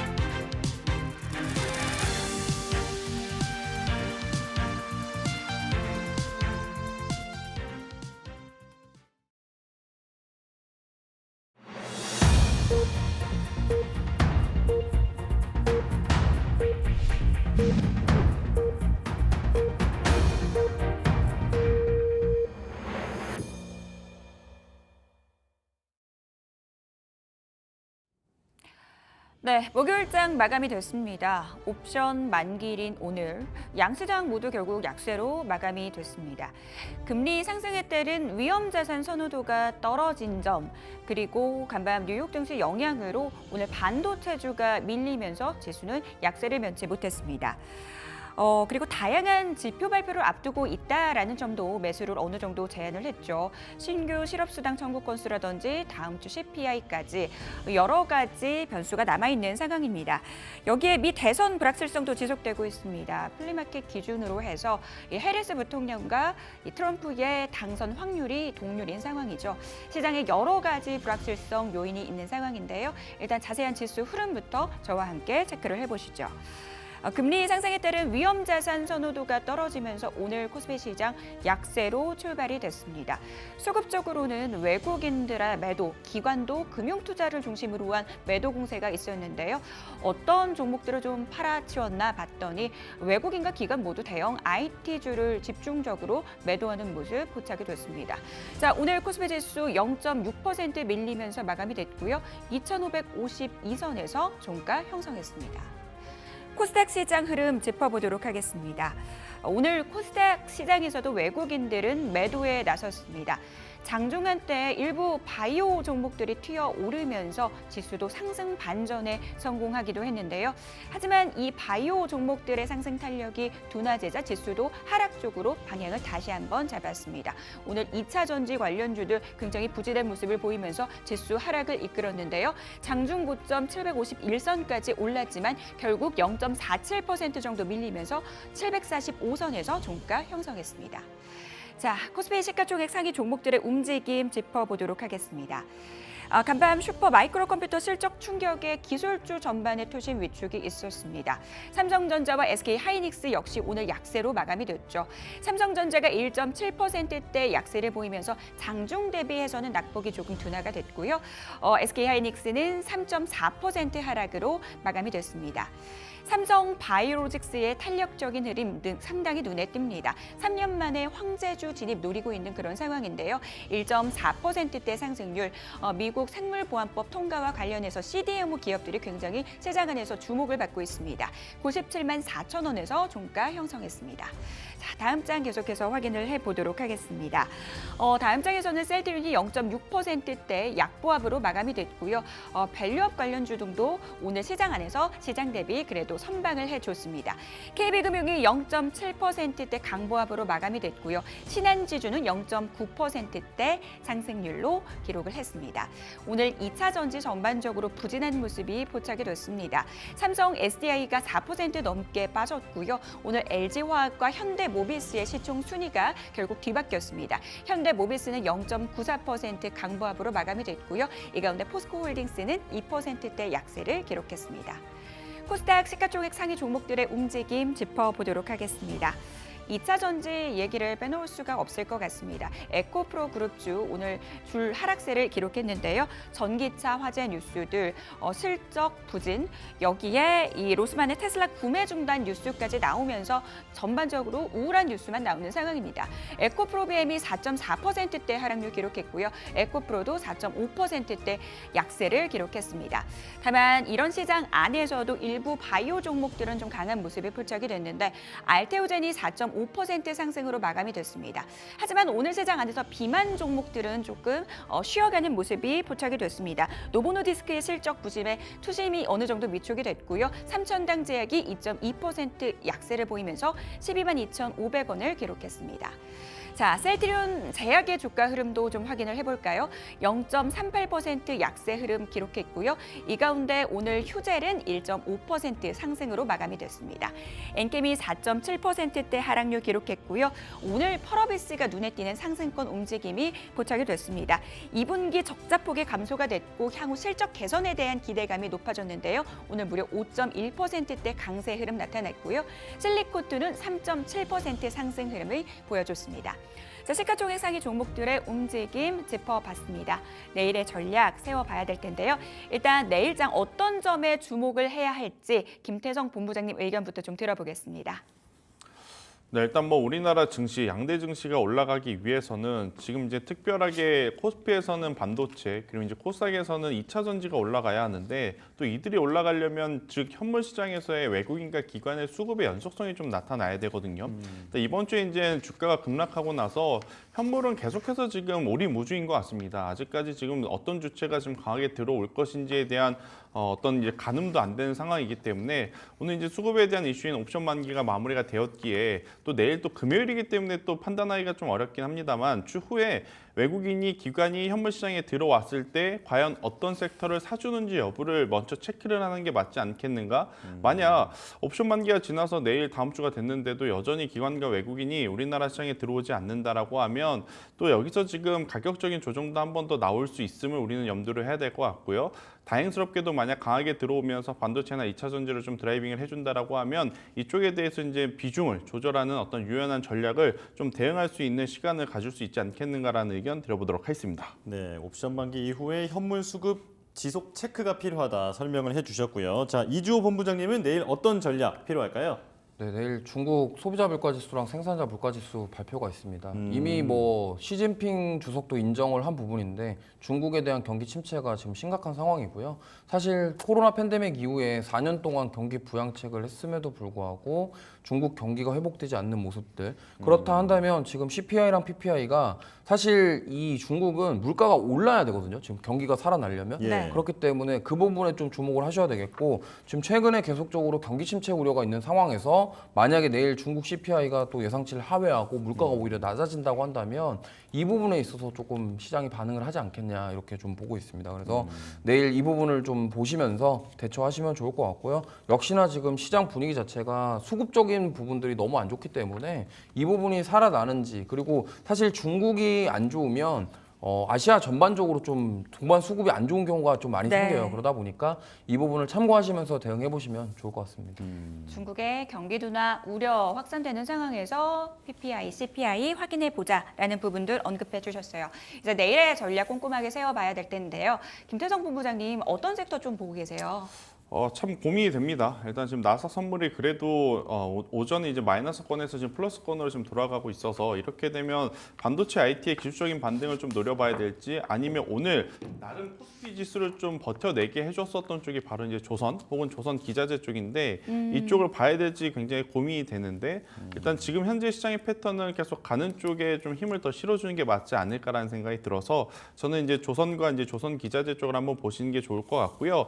대신에 조선 빅4 같은 경우에는 좋긴 좋고 힘이 강하긴 강하지만 참 신규 매수하기 좀 부담이 되는 네. 것 같아요. 그래서 이제 신규 매수하고자 하시는 분들은 오히려 조선 기자재 쪽, 특히나 이제 밸브 쪽 같은 경우에는 대한고래 테마와 엮일 수 있기 때문에 이쪽에 대한 관심도를 좀 가져보시는 것이 내일장에 조금은 더 유리하지 않을까라는 의견 드려보도록 하겠습니다. 네, 조선을 먼저 보고 조선 쪽이 조금 부담된다면 조선 기자재 그 중에서도 대왕고래와도 엮일 수 있는 밸브 쪽을 지켜보는 게 좋겠다 말씀해 주셨습니다. 자, 이주호 본부장님은 내일 주도 섹터 또 투자 전략까지 말씀해 주실까요? 네, 역시나 좀 바이오가 아닐까 생각을 하고 있고요. 네. 지금 바이오랑 코로나 관련주들 지금 계속적으로 강한 모습 보이고 있기 때문에 아무래도 이쪽으로 또 시장이 그렇게 막 지지부진하다고 한다면 이쪽으로 수급이 집중되지 않을까 이렇게 생각을 하고 있고 특히나 지금 삼성바이오로직스는 지금 어제도 52주 신고가를 경신을 했고요.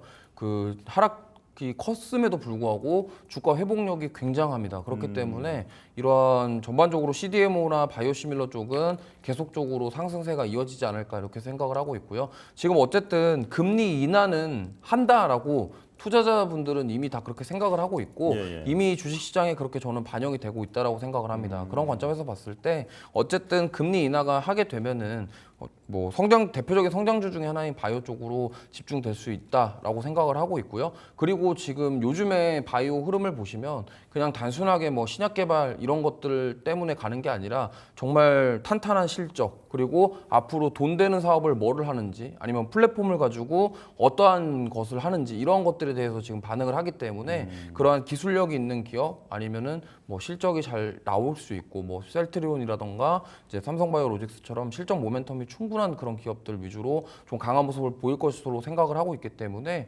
보시면 좋을 것 같고요. 특히나 아까도 말씀드렸지만 코로나 관련주들 특히나 진단키트 쪽도 좋은데 저는 지금 감기약이라던가 네. 좀 항생제 이러한 종목군들도 지금 움직이고 있거든요. 아, 예. 네, 그래서 그런 쪽도 한번 보셨으면 좋겠어요. 왜냐하면 이게 어쨌든 지금 의료 파업 이런 부분이랑도 좀 엮여 있는 부분이라서 만약에 코로나 확진자 수가 계속적으로 늘어나게 되고 그리고 뭐 변이에 대한 부분들이 좀 내성이 생기거나 이래가지고 좀 뭐 합병증까지로 이어진다고 한다면 예. 폐렴이라던가 이런 쪽까지 이어진다고 한다면 아무래도 병원 치료에 대한 부분들 그리고 항생제라던가 이런 쪽이 좀 주목을 받을 수 있기 때문에 지금 저쪽으로 한번 보시면 어떨까 이렇게 생각하고 있습니다. 네. 코로나19 확산과 관련해서 시야를 좀 넓혀보자. 감기약 관련주들도 함께 살펴보자라는 조언들 해주셨습니다.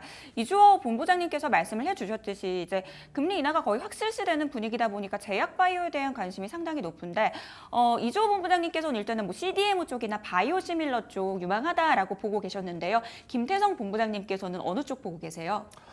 저도 지금은 어떻게 보면 안정적으로 또 투자할 수 있는 쪽이 결국엔 이제 바이오시밀러 쪽이 아닌가라는 생각이 듭니다. 그러니까 제약 바이오의 가장 큰 부담은 우리가 예측할 수 없는 범위 내에서 움직일 수 있는 경우의 수가 많다라는 건데 바이오시밀러는 그 이제 경우의 수를 굉장히 이제 좀 잘 압축을 해서 대응할 수 있는 섹터와 종목이 아닐까 싶어서요. 일단 전체적으로는 점점 삼성바이오로직스가 당연히 대장일 수밖에 없을 것 같고 이를 또 추종해서 움직일 수 있는 뭐 바이넥스는 뭐 더 이상 이야기 안 드려도 이제 시청자분들이 더 잘 아실 것 같고 네. 또 여기에 추가를 해보자면 JW 주계제약 혹은 이제 보령처럼 네. 이제 실적이 지금 잘 찍히는 쪽에 저는 집중을 하시는 게 맞다. 또 이들이 공교롭게도 이번 주 월요일 날 장대 연봉을 모두 감싸 안는 상승이 나왔기 때문에 저는 이쪽에 대한 관심도를 더 두시는 게 더 좋지 않겠는가라는 의견 드리도록 하겠습니다. 예. 변동성이 심화되는 현재 구간에서 역시 실적이 찍히는 기업들에 대한 관심 필요하다라는 부분들 두 분 모두 공통적으로 말씀을 해주셨습니다.